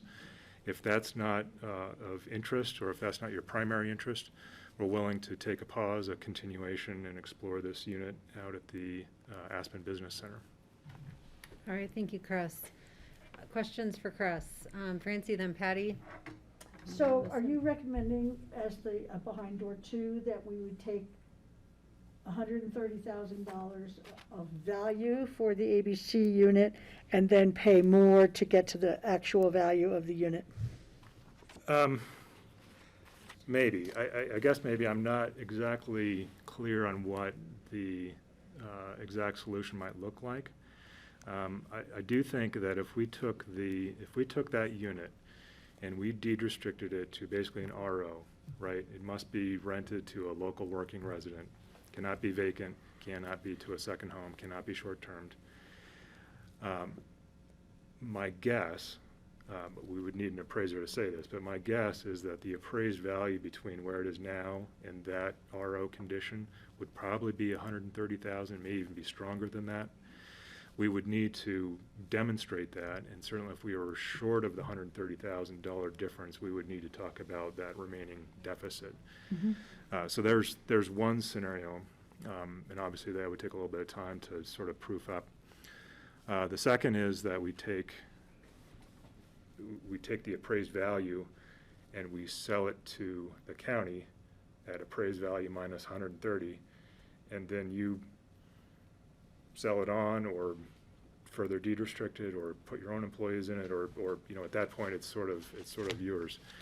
And there's probably multiple other ways to do it. I think what we're looking at is if we have an approximate $130,000 obligation to backfill and we have this unit, can we match those two up in a way that is better than your current situation with a unit out at Shield Mesa. Which you say is not in great shape. The unit at the ABC? No, at Shield. Oh, Shield O. You know, it's not occupied now. I think that's been talked about. The client is very clear on understanding the deed restriction and the obligation to have it rented. Partly it's not rented because of this current conversation. I think it does need a little bit of work, but that work could be accommodated in the unit occupied. I see. Okay. Patty? Yeah, you know, this behind door number 2 is an option I think we should look at. I don't have a problem leaving things as they are, since they competed in GMQS. This was part of their GMQS scoring. If everybody came back in years later and wanted to change why they got awarded GMQS, we'd be losing out on all the things that were part of their application for GMQS and why they were granted development rights. So, but if this provides us with an opportunity to put housing at the ABC, which is an appropriate place, as long as we look at all the factors, the HOA dues, et cetera, we want to make sure it's affordable and livable. I would not have a problem with continuing this to allow staff to look at that unit, to look at what the opportunities might be there. So as long as we are able to take what was promised to us as part of GMQS and put it in a place that might be better utilized. Thanks, Patty. I just want to jump in really quick because I want to piggyback on what you said and be a little more articulate than I was before. Because I'm struggling with the number that's on the table, the 130, and I'm not fully bought in on that because I don't think it captures also the value of the property, you know, that exists in part because of the existence of this unit. So, you know, looking at just the mitigation unit really is trying to divorce the whole value of the property in it, and I don't think that's fair. So I'm seconding what I'm hearing from Patty. And I'll go to Greg and then Steve. Yeah, I appreciate what Patty said. Kelly, I felt the same way. The numbers don't make sense to me, and I realize I'm not an expert on the valuation. I saw in the first, in my packet, it said the impact fee you were proposing was $66,000. Now it's up to $130,000. Keep going up is all I can say, and I don't know where, but it just doesn't seem like enough. Like, what could you actually buy for $130,000 anywhere between here and Parachute? I don't know. So it seems to me that we would need to adjust that. And with regard to what Kelly is saying, is that yeah, the approvals for this entire property development were partially based on this this agreement that the landowners originally made, and so if we're going to remove that from the property, it has to reflect the value that it brought in some way. And I don't know what that means, but I certainly like the idea of taking it from Shield O and putting it at the ABC. I think that's a wonderful suggestion, and it's really great that the landowner has that ability. It's just a matter of figuring out, to me, how do we make it work so we're still getting the affordable unit that we were promised in a better location and the price is right. So I would certainly approve of a continuance while that is explored. But I think the numbers just, they don't make sense to me now. So my guess is it's going to go up fairly significantly, and we have to figure out what the level of pain is for the landowner to want to still do it, I guess, and or what we're willing to do. But I love the idea of a buy down of a free market unit for affordable housing. I think that's a win in the right location. So thanks for bringing that to us. If I can, Go I'll just ahead, touch Chris, on and then the Steve. numbers. I think I had originally calculated the 65 or 66,000 using the affordable housing calculator, either the wrong one or an outdated one or what have you. Sure. We Because recently the correct updated number it. is Yeah, 130. it was the old one. Yeah. The numbers are going up. Yeah. Yeah. And ultimately, the sort of the 130 is a sort of a metric to use. Ultimately, your metric, our client's metric, is sort of similar, right? Does this proposal put you in a position where you are equal or better regarding the affordable housing obligation of this project? And our client would have to look at this and say, okay, well, is that numerically making sense to me. I have an income stream on a place that rents really well, and I'm gonna do these actions to it and then sell it on, or take, have a renter that's paying a lot less. And they're gonna have to look at that and say, figure out, does it make sense or not? My hope is that there's a good solid overlap there. Right. I can tell you that if it's taking the ABC unit and deed restricting it as a category 1, there's probably not an overlap there. Right. Just the numbers will be too strong. I mean, they'll be, Right. 3 or 4 times the 130 metric. And again, we're not handcuffed to the 130, but we do have this sort of need to make sense of it on both sides. I would say that my inclination would be to try to do a ownership, a deed, fee simple interest going to the county or to whomever would take it on, as an affordable unit, rather than just putting the RO on it, only because it just makes me feel better if it's within the stock of the actual ownership of whether it's the county or APSHA, or I'm not sure who else. That's my feeling about it, and I certainly would love to hear more. I'd like to see the conversation continue. Yep. Okay, Steve, go ahead. So what's being proposed is what I was going to say would be the best solution. I personally would not even want to drive up that Shieldo Road in the wintertime. Right. I don't know how the people do it. I wonder how many times they slide off the road. I don't think we should have a EDU or a CDU up there for that matter. It's just like an incredibly steep road getting up to there, and unless they drive around through the other subdivision and down their subdivision road, which I think there's probably some animosity between the two subdivisions because of the roads connecting up there. So the way I see it, from the 1990s, they were approved for their house and they had to provide an EDU. If they now provide the EDU in the Airport Business Center or wherever, another location, I think the fair thing would be that would free up that 900 square feet for them to use however they want it. If they want it for their own personal use, remodel it, incorporate it into the rest of the house, that would be okay with me. They wouldn't even have to have a CDU there unless they chose to, because they would be spending more money buying a whole unit in the ABC in this case. But then they're getting value back if that extra 900 feet is then added to their usable personal house on Shieldo. So to me, that would be a fair deal, because they're still the employee unit, deed restricted employee unit, in a much better location where we want employees actually living. And I think that would be a fair trade. That they're relieved of the obligation to even do the CDU unless they chose to do that with the property. And that's what I would offer personally. Mm-hmm. Okay, thanks, Steve. Francie? Yeah, I pretty much agree with Steve. 130,000 for 900 square feet, so that's $144 a square foot. We know that's not at all realistic replacement cost right now. However, if it was built in the 90s, it might have been closer to market value at that time.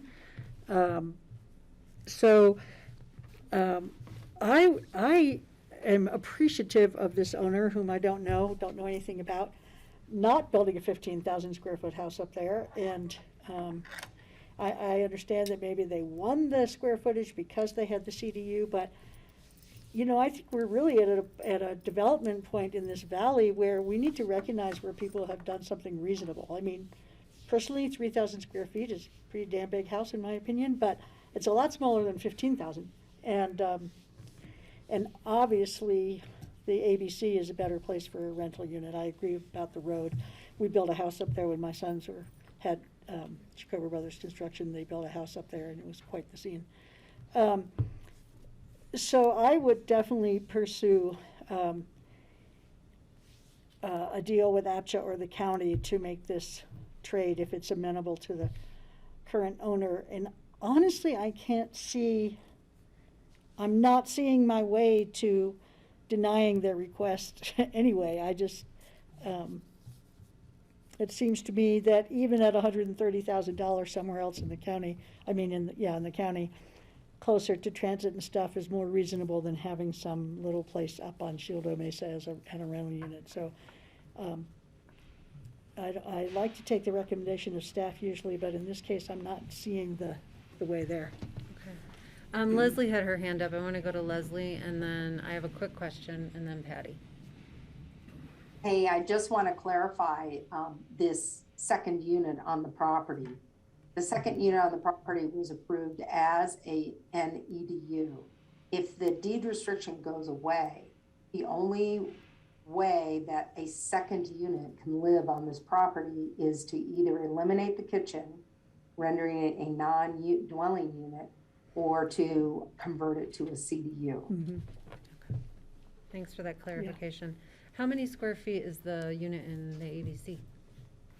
It's 760 something, 763, 765. Yeah. Okay. Good question. Patty? Yeah, it goes back to the fact that this was part of their GMQS scoring. And I know it may not have been, doesn't sound appropriate now, but what it will turn into is a guest accommodation for the new owner, which may be fine, but $130,000, just if we were to be given the cash, is not gonna go a long way. That's why I am, again, gonna put out there, we continue this to investigate this unit at the ABC. That would be a lot more appropriate than us just getting dollars. $130,000 doesn't go very far in any of our project. And granted, it's more money in the pot, but what we need is housing. And we need housing that's built and ready for people to move into, not part of a long-term plan at this point. And when we can get buy-downs, we should take advantage of getting buy-downs. So, again, I think continuing this, allowing staff to look into the financial arrangements, the category, the appropriateness of this unit, the HOA dues, the condition of this unit, et cetera, will maybe bring us to a better solution at the end of the day. Is that a motion? That is a motion. I'll second that. Okay. And we can obviously have further discussion and make sure That's a staff motion and to Chris. continue. A motion to continue the resolution denying the Tridel Real Estate LTD request to eliminate the employee dwelling unit restriction at 1120 Shield O Road. And Moved I by kind Patty, of outlined seconded the by issues that we'd like Francie. staff to look into in the interim. Okay, further discussion. Steve, did you? I'm good with that. Continuing it to look at this other option, which I think is a better option than anything else that was proposed in the resolution that we have before us. And is do we staff need- is clear on direction? Do we I'm need gonna a date check in certain? on that now. It's not a Just wanna public make hearing. sure. Yeah, it's not a public hearing, so I think you can just, I guess maybe Rye can help if we continue it without a date, that we would just bring it back when we have the additional information, we'd schedule it back on the agenda. Is a continuance the appropriate term? Yeah, I think you can continue it, but I'd continue it to a date certain. It could probably do it at least 60 days out. I mean, if you really we can do just want to have the ready explore amount. this option of the unit at the ABC, which it sounds like the board Do you have that in does, front of you? Mr. I have a Bendon paper is calendar. likely on the right track, that it'll require an appraisal to assess the value of that unit unencumbered by a deed restriction, and then ultimately encumbered by a deed restriction, and see what kind of valuation you reach, and whether you guys are looking at buying down the rest of that value, or what it is, or whether it somehow works out just right, which it might. Okay, thanks, Ray, I appreciate that. So we need a date. I have a date certain. We have a regular meeting, I believe, on December the 15th, because the 1st and the 15th because of the holiday. Pretty soon. So I would continue it, part of my motion, to December the 15th to a regular meeting. That's as quick as we could go on. I won't I be here. think if we're looking at an appraisal, that may be a little quick, February especially in this Continue the market. continuance if we want to, but It took me 3 months to get an appraisal on my house. I was gonna suggest Chris February. knows inside people. That So just does that makes it work take for you at longer. this point? Yeah, I was gonna say 2 months would be the absolute, that's rocket ship time. I was thinking at least January. Okay, Mhm. what's our meeting dates in Looks January? like I don't I have think that the in my- 12th and the 26th. Preference? Either. Well, if it's gonna We be don't have the continued again, agendas why don't we out just there. put it in February and give you time to get it all sorted out? Or we could say, well, let's do, how about the 26th? And then Let's we go, All right. okay, I'm see, gonna yeah. amend my motion to continue this till January 26, 2022. I'll second that, Uh, if it hasn't Second the been. amendment. So Patty and Francie, Patty Oh. moved, Francie seconded. I third. And, Thank you, Chris. I second wait, the amended let's motion. have a little more discussion here. I want to make sure, I would like to ask that staff just check in with APSHA on any, like livability guidelines for sizes of units, which may be relevant for this. And do you need any further clarifications from us right now? Yeah, and have APSHA do, because their information they provided in this packet was very helpful, so if they wanted to do another quick little, A referral. Well, and I think we would have them again, look at the unit, you Okay, know, again, perfect. because they're in that business, you know, of Perfect. checking them out, so they'd be able to give us input. Greg? I just want to say that while we should explore it with APSHA, it might also be something the county alone is interested in as for our part of our, employee program. So I want to have that option open so that we're not going to lock ourselves in, of course, since we're just exploring this so far, but it's something worth just making sure that we look at all facets of this. Steve? Well, that thought occurred to me, we might be at loggerheads with APSHA over this, and I would say somehow that would be a way to override APSHA. If they say, no, we don't like it, but maybe it's perfect unit for Picken County to have in our program, so I would say, don't let the whole APSHA thing be a Sure. dead recommending end body. for it. Well, I think we can make Right. it work somehow. yeah. Yeah, I can tell you. They're a nice reference. They're a good reference. What's Great. out there, what do they see, Yeah. what do they support? I didn't understand what she said. Chris? You will like the unit. just a It's got, representative I mean, the body. photographs are terrific. I mean, they're marketing sweet. real estate photographs, so they're maybe dulled up, but you will like the unit. Brand new kitchen, brand new bathroom. You may not like the HOA fees, which are $700 something per month. There's a pool and spa, and obviously it's in a condo, so that may be of And the concern. ABC, but- hey? Yeah, we've had that issue come Yeah. up with the ABC in the But, past. but the quality of the unit, I mean, you're not gonna find a better unit. It's a really top-notch unit. Thank you. Go for it. Find us something good out there, Chris. Okay. I'm giving you a couple months over the I'm holidays. seeing our discussion taper, so I will go ahead and call for a vote. All in favor of this continuance, please say aye. Aye. Aye. Thank All you. right, thanks, Okay, Chris. thank you. Thank you for bringing door 2. Okay. Our last land use action is a resolution approving an amendment to BOCC Resolution Number 16-2021 for Chaparral Aspen Homestead 7 LLC and Chaparral Aspen Homestead 8 LLC. And we'll give Suzanne a second to shift over here. Yep, and I just want to make sure, yeah, Anne Marie. Yeah, we have several folks on who can Is turn their videos on online. and join us. Greetings. Okay. All right, Suzanne. Thanks, Kelly. Suzanne Wolf for Community Development. Here today to present a request to, a little closer, amend BOCC Resolution 016-2021 as it relates to the optional transfer of development rights between Chaparral Homestead 7 and 8.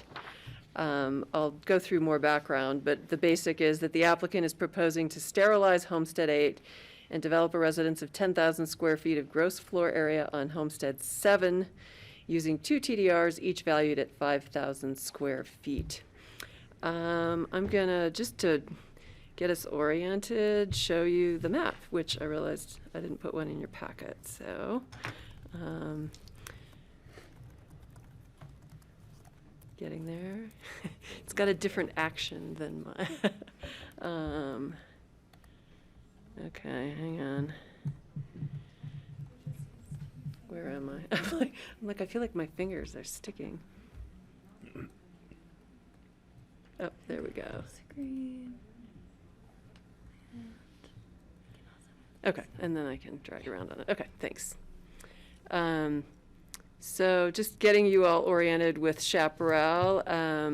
Coming down here is Upper River Road. You come into Chaparral on Chaparral Drive. Here are all the big, communal horse facilities. And then as you continue up the road, up to Discovery Way, sorry, I went a little farther. You have a Homestead 7 here and Homestead 8 here. Neither of those are developed with residences at this time. The only structure, there is a ag facility, a hay storage facility on Homestead 8.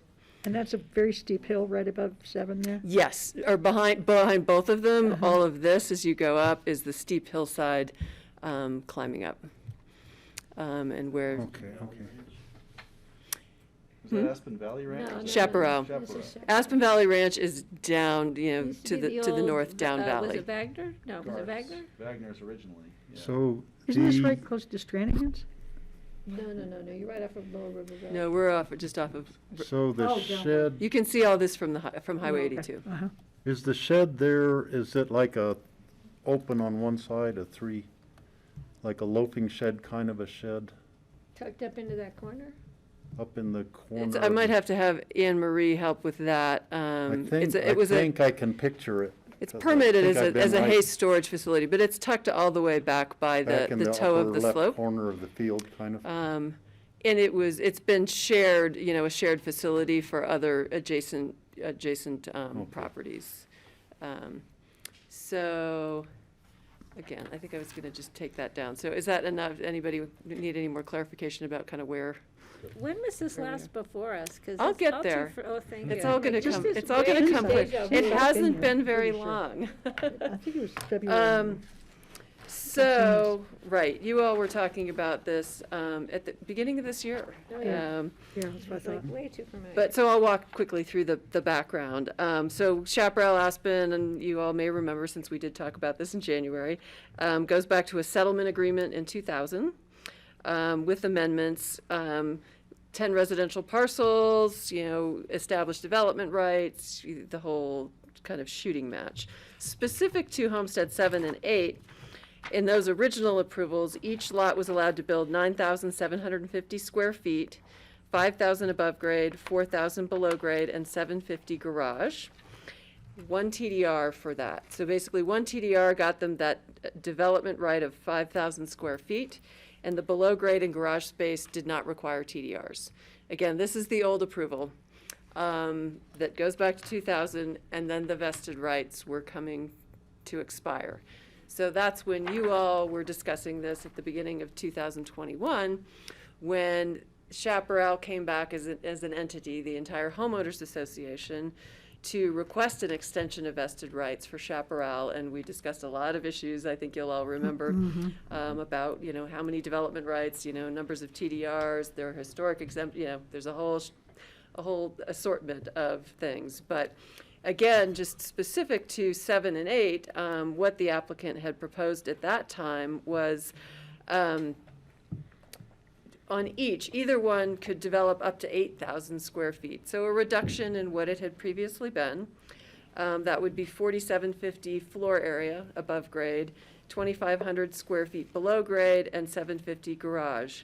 But as an alternative, if the owner of those lots decided to pursue sterilizing Homestead 8, only developing Homestead 7, then they were approved for 12,750 square feet of gross floor area. So then it would have been 9,500 above grade, 2,500 below grade, and 750 garage. So we talked about the possibility of combining, only having one lot developed, but it was left as an option. You can either develop both lots or you can just develop one. So in the course of, I think, discussions about the sale of the property, one of the properties, I think we had a little bit of a disagreement between staff and the representatives for the applicant about how to read the language that was included in the resolution at the time. And essentially, it was how many TDRs does it take if you put all the development on Homestead 7, sterilize Homestead 8, how many TDRs does it take to develop the 12,750 square feet of gross floor area? So the way staff read the language in the approval it specified the first TDR is valued at 5,000. Each additional TDR is valued at 2,500 square feet. So to build all of the 12,750, it's 5 TDRs. You're burning 1 TDR at the end for very little square footage, but it would take 5 TDRs to get there. The applicants felt that that was not what was intended, that if the development right was to be transferred off of 8 and used on 7, that they should get to have the right for that first TDR that would have been used on 8 to be valued at 5,000 square feet when it landed on 7. We just read the language and said, that's not what the language says. And it wasn't specifically, it wasn't when I went back and I provided in the memo the language from the application, it wasn't the way it was presented to us. It was definitely about putting more square footage on the one lot, but it did not speak to the value of the TDR. So here we are to talk about where the applicant is at this point, is prepared to commit to not developing 8, just developing 7. Sterilizing 8, and asking you to approve the ability to use 2 TDRs to develop a maximum of 10,000 square feet on the lot. So a further reduction from what had been approved in January with that vesting extension. But in this case, then, they would use just 2 TDRs to develop that 10,000 square feet on Homestead 7. Staff has supported that proposal because there are, I think, a lot of good points made here in terms of sterilizing one of those lots against development. Definitely, I mean, if you can see now, there's one house being developed up there, and you realize the amount of disturbance it's takes to develop one of those. So it's a huge benefit, I think, to sterilize one and put all the development on the other lot. Less visual impact, less environmental impact, disturbance, all of those things. And again, we are getting the benefit of, that whole benefit by essentially moving that development right on to number 7. So we have supported the proposal. This would be an amendment to that approval from the beginning of this year, so Resolution 16, 2021.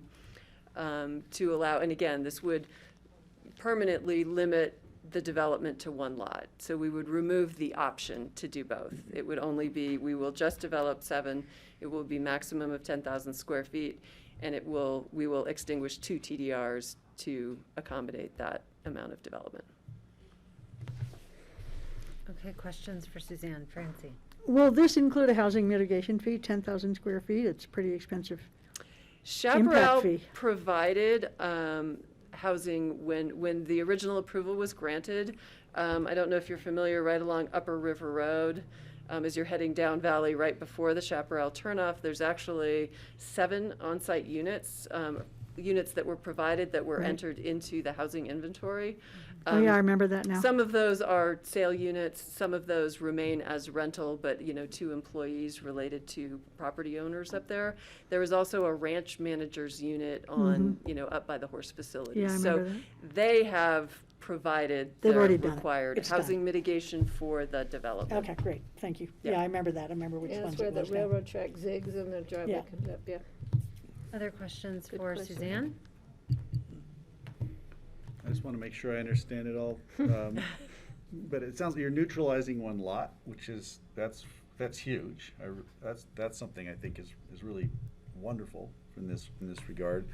Reducing the size of the house by 2,500 square feet, and what was the other? Sorry, I blanked it already. It was regarding the TDRs or the, there was some other, was there one other facet that I'm forgetting? Essentially, I mean, Those are the 2 main. right, it's right. Those are the big benefits, I would say. Right. The trade-off in there is right, saying, well, okay, great, we appreciate sterilizing that lot. Right. And given that you could have used the first TDR on that lot for 5,000 square feet, Yeah. we're allowing you to basically take the value of that TDR and use it on lot 7.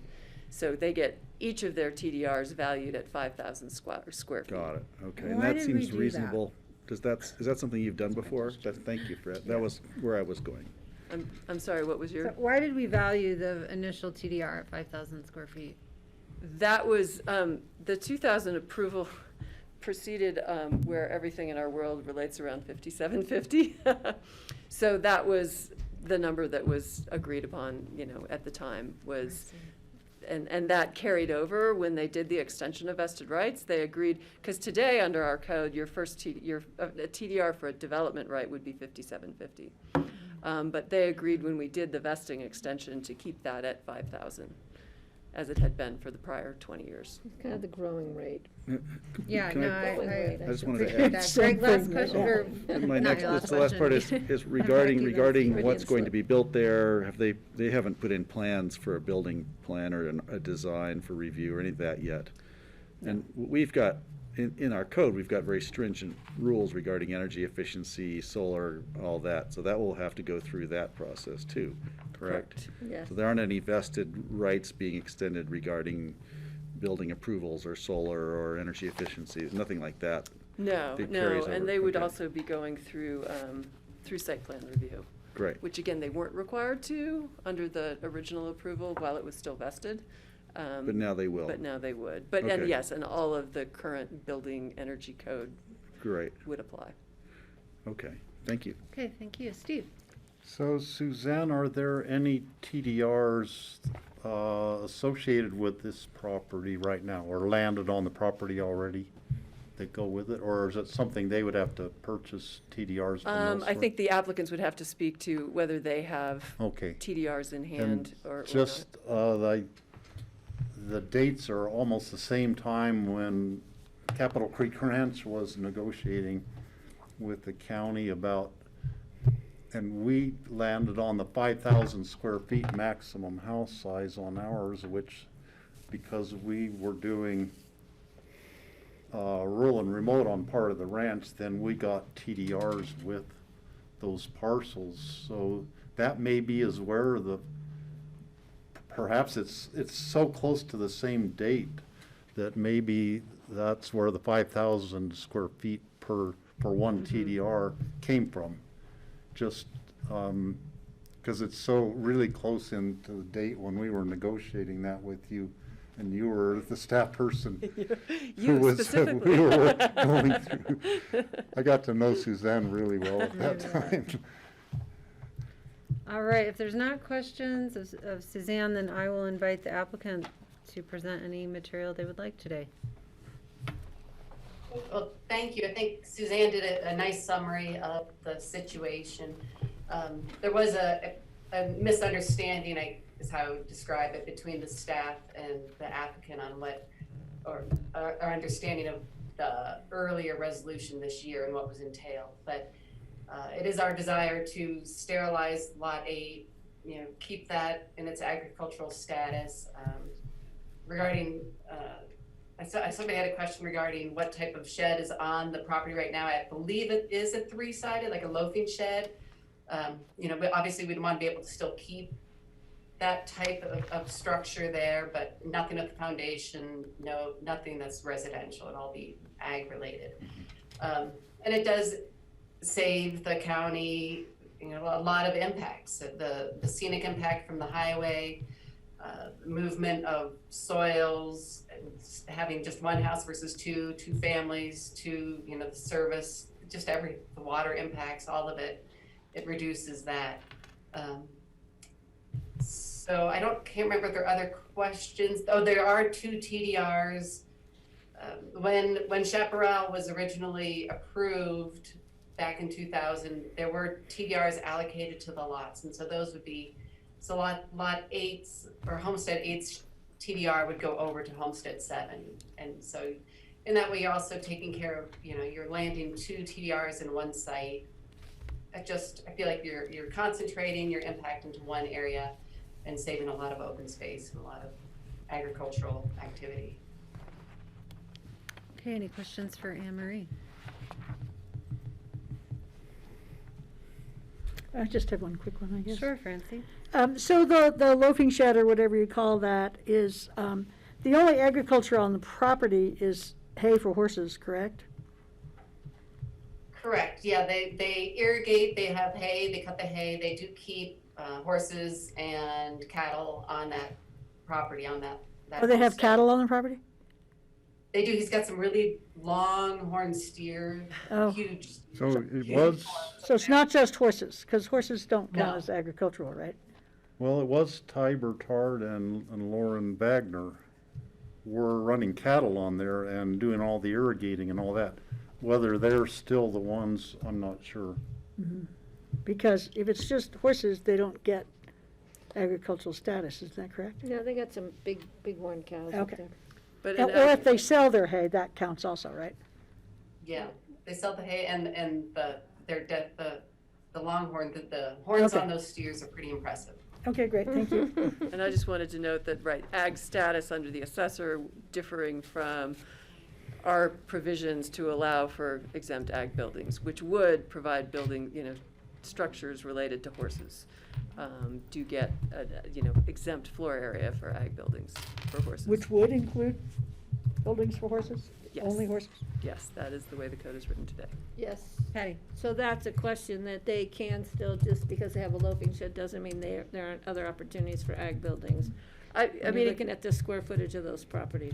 the condition right now, requires Acreage. that they do a restrictive covenant, sterilizing against future development. So I think it's, it would be appropriate there to acknowledge, the existing structure and, use activity on the property, but that otherwise, that's what will continue. Right. We're not looking Yeah, to 'cause I don't wanna see another extend big barn anything up else there. onto that lot. Yeah. And I Okay. also don't want to see rows of trees. We had an issue with their tree line entryway not really being required by agriculture for a wind break. It was more for the aesthetic of here's our driveway. So we like that natural kind of appearance that the more recent development has been designed around. All right, any further questions? This is not a public hearing. Do we have to take action today? We do, well, Yeah. we do. Suzanne, do you think the resolution requires any amendments before we adopt it? Again, I mean, right now, condition number 5 speaks to, submitting the restrictive covenant against future development. If you want, we can certainly add sort of more specific language, in there that it should, specify existing activities and structures, something along those lines. Development So- includes agricultural Right. development. And we have submitted a draft draft covenant to Ryan Neely that addresses that, sterilizes and states that if there are any future agricultural uses, they would have to go through the necessary permits, and obtain all the necessary permits and approvals. So I think, that would be fine with us. Okay, Steve? So I do have a question. I was confused about the subgrade space, if there is any square footage that's subgrade in the proposed. When they agreed to limit to 10,000 square feet, they said 9,500 square feet of floor area. They took away basically their opportunity for subgrade. It doesn't mean they couldn't use some of their floor area to be subgrade, but, so they're maxed at 10,000. So the 9,500 could all be above ground? Correct. Or probably will be all Right. above ground, most Plus likely. the 500 garage. And they can't have additional subgrade. They would have to count as floor space, the Right. subgrade. Okay. Right. Right. Okay, so I'm wondering, Patty, did you want to propose maybe an amendment just to this language in condition 5, and that way we could approve this today and not have As to far as, reschedule? as far as the future development, Yes. No. I just want to make sure Which future. page are you on for the? I look at it differently. It's the page 230, I just want to make sure that Two. future development 232. includes agricultural square footage. Because I would prefer not to see another big barn go up if we're preserving that, especially lot 8. Needs to be sterilized as is. Okay. Does that make sense, Suzanne? That was my understanding of certainly I would using like that that. to be included the term clearly in the development. covenant if Um, agreed upon by the applicant. So can I, Can I ask- yeah, Ann, go ahead. Can I ask for clarification? Are you saying no 3-sided structures like for hay? You don't want any more of those, or you're concerned about a fully enclosed barn? It's up to the board to decide what we're gonna consider as agricultural use up there. I don't necessarily have a problem with sustaining the agricultural use with necessary ag barns or ag structures. I just don't think another fully sited, 15,000 square foot barn or whatever is appropriate. Well, if they've been Riding operating stable, it yeah. the way it is now with the structures they have, and they're putting on a residential unit which will reduce the agriculture, why would they need more barns? Well, Steve, if I it's, I don't believe there's an intention for new barns, but I just, if they need to put a shed in another portion of that for keeping their hay or something like that, that we'd like to have that flexibility. Again, we'd have to come to the county and get the I have a necessary proposal. permission for So- that.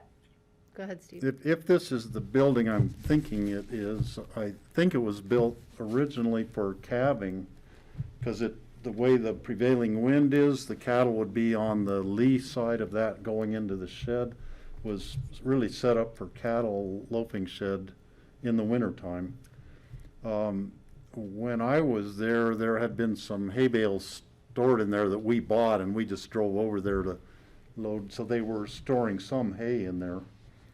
It's not a fancy, it's just a plain, loafing shed with one side open to the elements.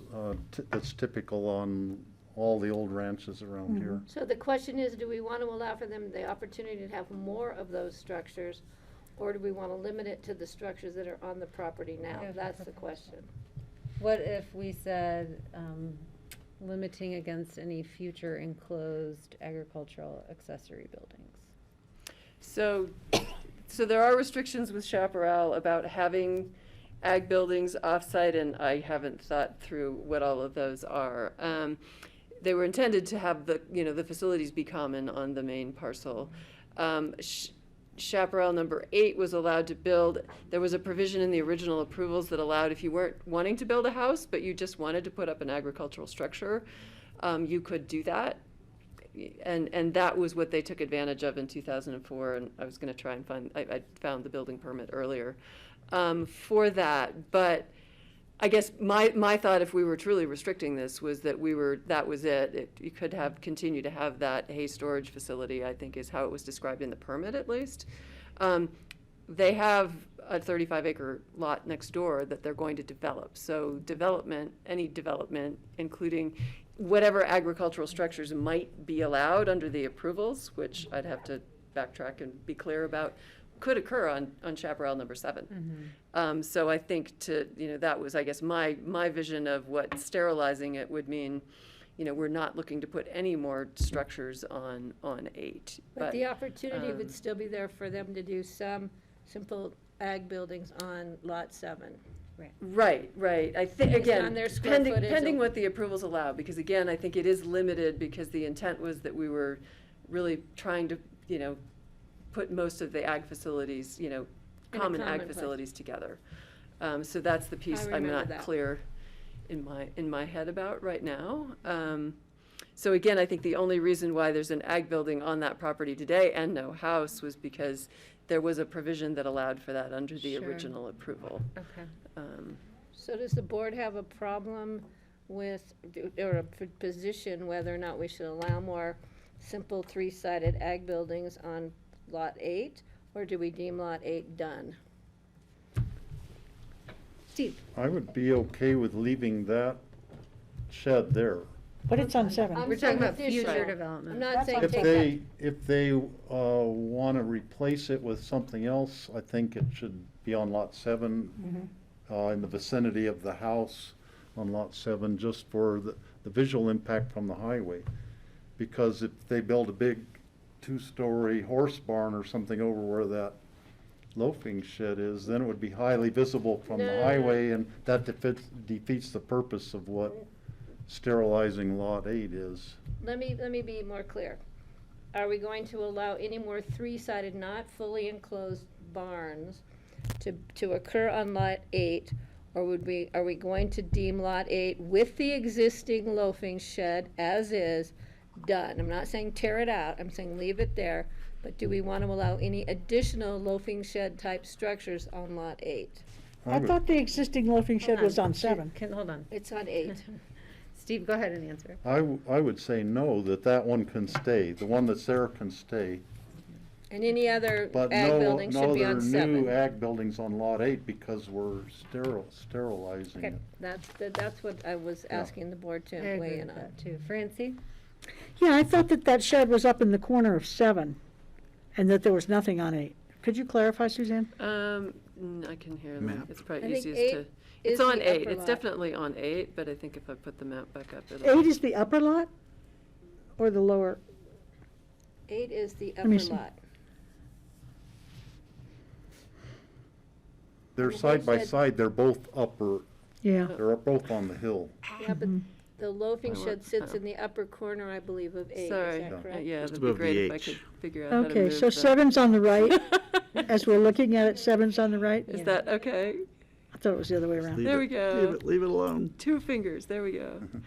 It's up here, What That's is? where the loafing shed is. And that's 8. yes. Okay, thank you. Okay. I agree.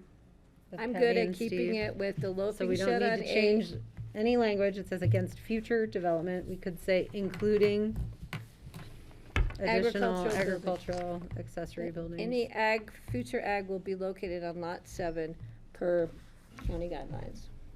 Is Great. this- Can I make one?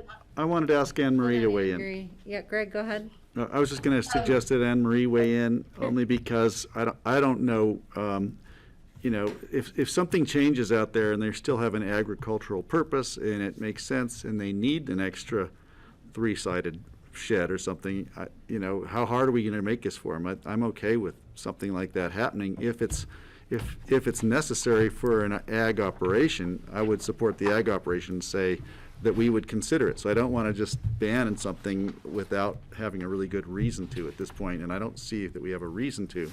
I don't want to develop the parcels further in a big way, but I want to keep a door open, and if they have a real legitimate request for an ag structure for a good reason.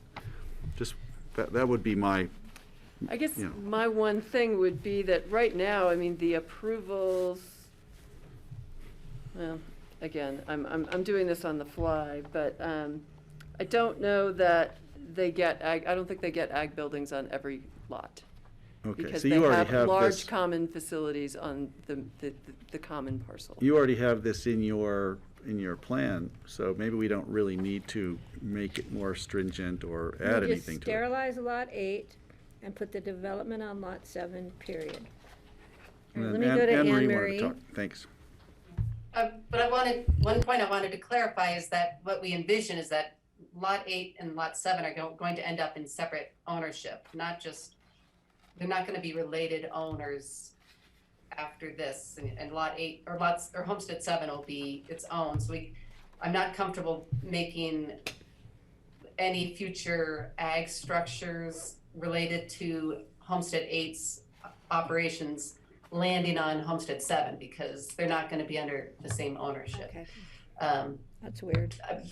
but I do, following up on the comments, you know, obviously we have that loafing shed. If we need to repair it or replace it, I would like to have that ability, just because we're maintaining that type of operation. And anything further that we need to do, we would have to go through and get all the necessary approvals. We'd have to comply with what's in place right now, with the chaparral approvals for the entire development, as well as all county requirements, whatever's in effect at that time. But I'm uncomfortable having any new requirements placed on Homestead 7, because that's not going to remain with Homestead 8 ownership long-term. Kelly. Patty. Well, I think that's interesting that somebody's gonna buy a sterilized 35-plus acre parcel with one loafing shed. But be that as it may, Suzanne is saying that under the original approval, it may already state that any of the lots in Chaparral all have their agricultural uses combined in a common space, which is down by the massive horse barn, right, Suzanne? That was the way it was written in the original, and I'm trying to figure out if we If we captured changed that in the 2001 or 2021 approval. But again, I'm trying And to. I personally don't believe that replacing or maintaining the existing loafing shed on Lot 8 is a problem. We just need to think about additional development up there on a parcel that we've sterilized under certain provisions as part of what's before us right now. And right now, they're under the same ownership. We don't know where that ownership's gonna go, and that's really none of our business right now. Our business right now is what's before us.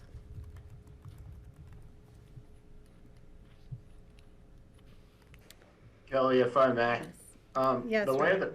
the approval reads is that there is no future development allowed on the would-be sterilized Lot 8. Future development would include additional agricultural structures under the current definition of the land use code. Maintaining the existing structure falls under our current regulations for maintaining the structure or repairing the structure that generally wouldn't require additional permitting. So the way the current approval reads is no additional, whether it's a three-sided K structure or whatever, would be allowed on Lot 8 after this covenant is entered into. That's the way the additional the current approval reads. I'm not sure you guys want to change that now. I'm not even sure that's the application that's in front of you. I understand Anne Marie's clarification, which makes a lot of sense. I don't think you want to require those two properties to interface with each other if they're not going to be owned by the same owner. So anyway, you can do nothing other than approve what's being requested right now. And if you want to make a clarification about Lot 8, you can, but I'm pretty sure I understand what the current approval reads for that property, which is no more ag structures on there. I don't think they're asking for more than that, but maybe I'm wrong. So just wanted to help that, my understanding, the current approval. That Thank helps. you. Thanks, So we don't Ryan. need to change anything. Right. That's my inclination. Okay, Okay. all right. How are we feeling okay then about this I'm current okay. resolution and its language? I'm okay. All right, it's not a public hearing. I could look for a motion to approve. I'll make a motion to approve Resolution 016-2021 for Chaparral Aspen Homestead 7 LLC and Chaparral Aspen Homestead 8 LLC. And I will second that, and I think this is probably at least the 10th or 15th time I've seconded a motion on Chaparral Chaparral. Ranch. So, Anne Marie, thanks for bringing it forward for me to get to do this again. All right. Any further comments? All right, seeing none, all in favor, please say aye. Aye. Aye. Thank you, nice to see you, All Anne right, Marie. Thank you all. Nice to see you too, thanks. Okay, the last matter of business for us today is open discussion. John Peacock. Yeah, I'll just take care of an item that otherwise due tomorrow, but your day tomorrow's pretty long. So just wanted to update the board on the status of the community survey.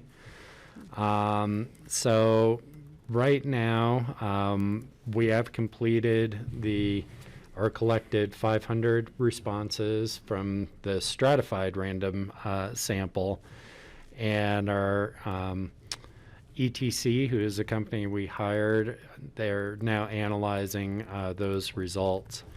What we've done that's a little bit different this year is we're going to have two reports for you. One is our stratified random sample, statistically significant.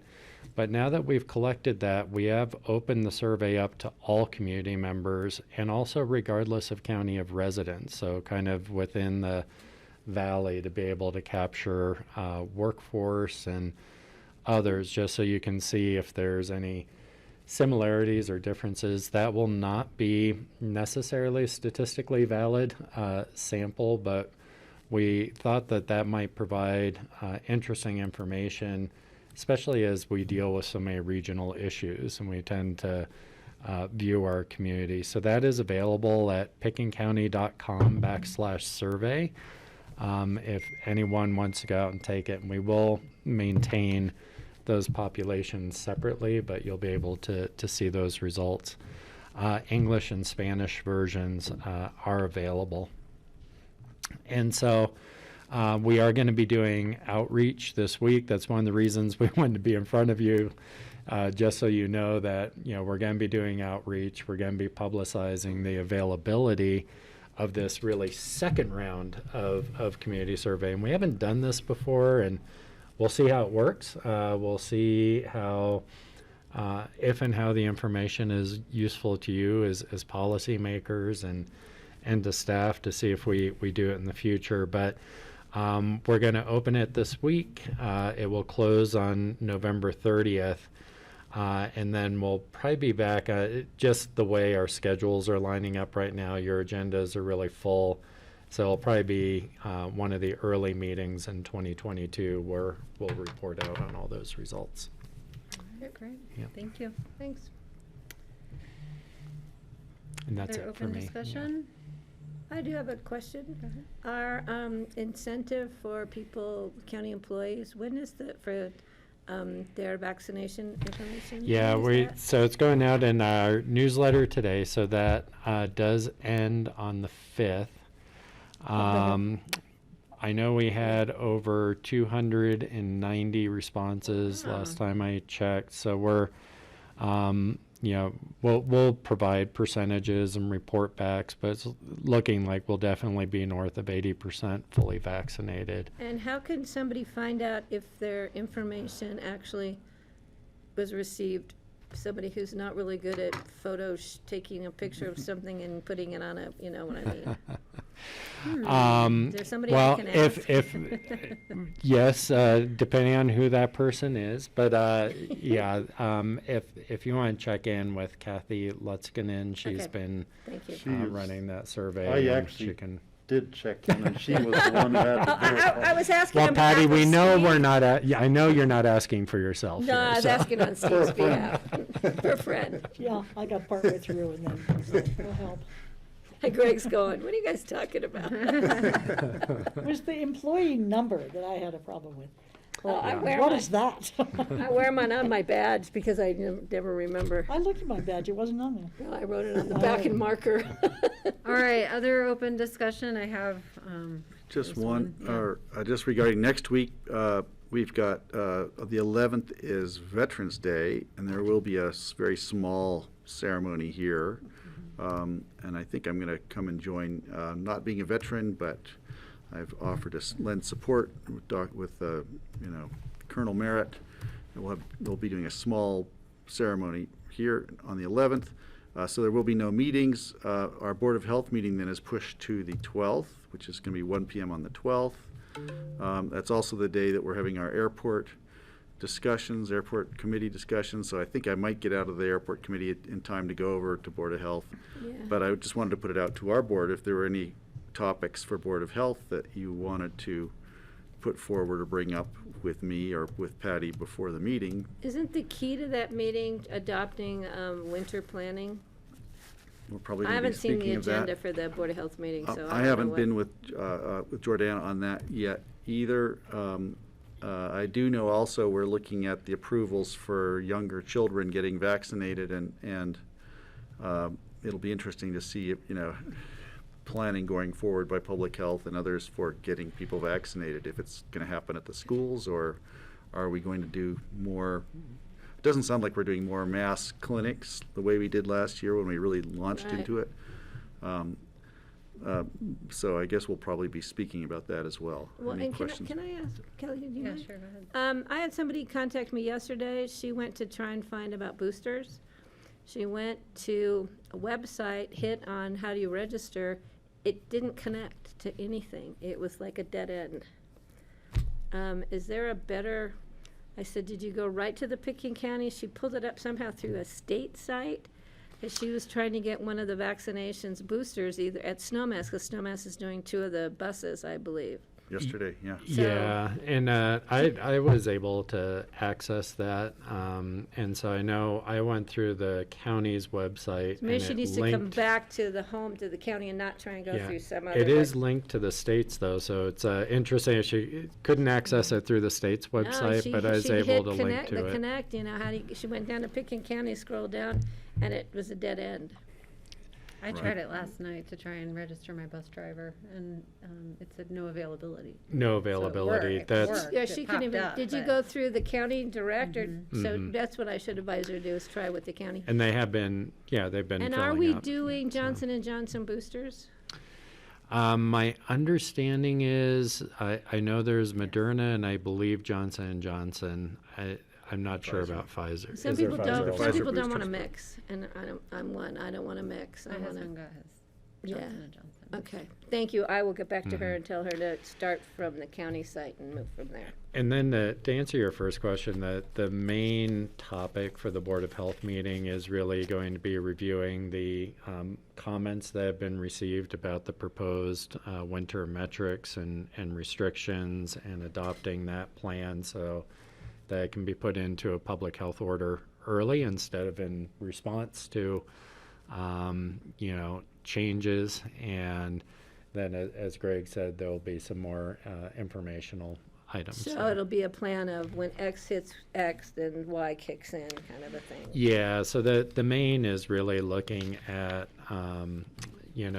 incidence rate will determine, ongoing masking, but any capacity limitations then would be tied to the hospital making a determination to cancel elective procedures and working through that. And in light of what Greg said, at the agenda meeting today, we added an extra half an hour to our board discussion following our airport application, airport advisory. So if we need to go till 1 o'clock, we've extended the discussion period till 1 o'clock, just so you guys are heads up for that for next Friday. We may only need a half an hour to decide we want to move it, but since we had the time already booked, we decided if we can get it done in an hour, that would be great. If not, we figure out another time, right, On the Kelly? 10th, you're talking about? On the 12th. I thought those Friday. meetings were all day with those guys. I No, haven't. they're- no, just the morning. 9 to noon, and then the Friday, it's 9 to 1. Noon. Oh. It's on And your, we have RAFTA on Thursday morning, This Thursday? not the 11th. on Veterans Day? Not the 11th. We don't? Well, I don't believe we do. Well, that's, That's a holiday for all employees, so I Oh, don't, well. It Well, hasn't been we'll- taken off. We'll double check that. It's still showing up on my calendar, and right? do you know what Um, time they're planning to do a small ceremony here, noon? I Greg? think it's let me go check. I might have it on here. And the Christopher Caucus is that night as well. So, you don't think we have a RAFTA board meeting on the 11th? I haven't heard about it yet. Okay, well, I'll take that one. Thank you. Veterans, I think, is at 11, Patty. Okay, here at the, Yep. it would be 11th hour on the 11th day, And the board, 11th Board month. of Health is That's at it. the day my 1? dad Yeah, got that's it. discharged at 11 o'clock on the Armistice 11th Day. day. Oh my gosh, we're going in all sorts But of he knows directions. these I things. do want to just update, we all received an email from CCI on the opioid settlement MOU, which we did talk about in executive session, and I understand it's been executed.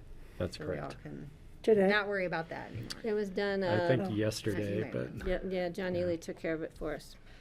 Okay, so I just want to check on these schedules. So next week, well, so tomorrow, we're here from 9:30, 8:45. 8:45. So, yes, 8:45? yes. That we have to go into our For public executive session to call session. an executive session at 9. Oh, I had an appointment from 8:30 to 9:30. Well, we have a pretty significant exec session in the morning. We don't have a RAFTA meeting. All right. Okay, wait, I'm not done. I have a lot of calendar questions right now. So we don't have APJA tonight. And, but we have it next week instead. Is that true? I'm not sure. I don't know, Nancy. I don't sit Oh on my that. Okay, but we have the interviews next week, but they're only mornings. And then the next week, I'm going to Colorado Springs on Sunday for the wolf thing and a private tour of the Cheyenne Mountain Zoo. And our meeting is Monday, but I'm planning on coming home in time to be here on the 16th. That's my goal, is coming home from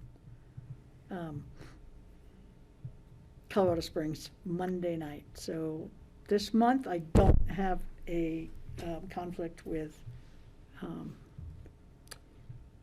the wolf thing. But then on the 18th, we all go to the OST retreat, right? Well, I also have an ACRA board retreat that Um, day. You could choose to. I'm going to CCAT's policy retreat that day. We don't I'll nec- go to open space. Okay. Yeah, we don't necessarily have to go to Open Space Board retreat. We can, we are invited. Yeah, it's about recreation though, so I want to go. Yeah, I didn't see it. He hasn't sent us anything. But I do have to figure out after when that is. Yeah, I'm trying to figure out how to be in two places at one time, or hopefully the meeting will be in It's one funny room and he the other, and I hasn't can jump in contacted us. between. I haven't figured it out yet. Okay. I don't think Cindy has confirmed, so I will ask her to send us an email. Francie on action. That'd be great. So Francie, John points out that the RAFTA schedule does have a meeting on the 11th, which is Veterans Day, so maybe they haven't canceled that, but I've not received any information from them, so I'll just send Dan a note real quick. I'm looking now at our emails and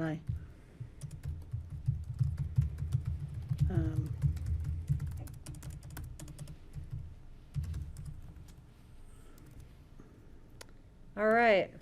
Are we ready to adjourn this meeting? I think we can all attend to scheduling. Francie, do you need any other? I guess I'm okay. You're gonna follow through on the RAFTA? Mm-hmm. Yeah, And you're gonna follow through on APCHA? Mhm. Okay, thank you. I'm copying you. And then Thank you, everything guys. else is in future agendas for tomorrow on our work session agenda. There's been some minor changes, but it's, hopefully we will be able to address those tomorrow as part of our work session discussion. So I'm Yes. gonna, Okay, Kelly, I'm gonna make please. a motion to adjourn. Thank you. We need a motion? No, we Sec- don't, but we. We don't, I'll but I'd second like it. to do it. Thanks, Steve. All in favor, please say aye. What about Aye. future, what about further discussion? Did you have more I'm discussion? skipping over it. I only do it because. All right, thank you, everybody. Thank you, grassroots Christiane and Ely tells members me I of the don't have to public. do it, Hang in that's there why. with us. Tomorrow, we start our work session at 9:30 tomorrow. Thank 9:30, you. we have budget, and then we have budget, and then we have budget. That's right. I get so many And then there's one little bit more budget. Oh. And then there's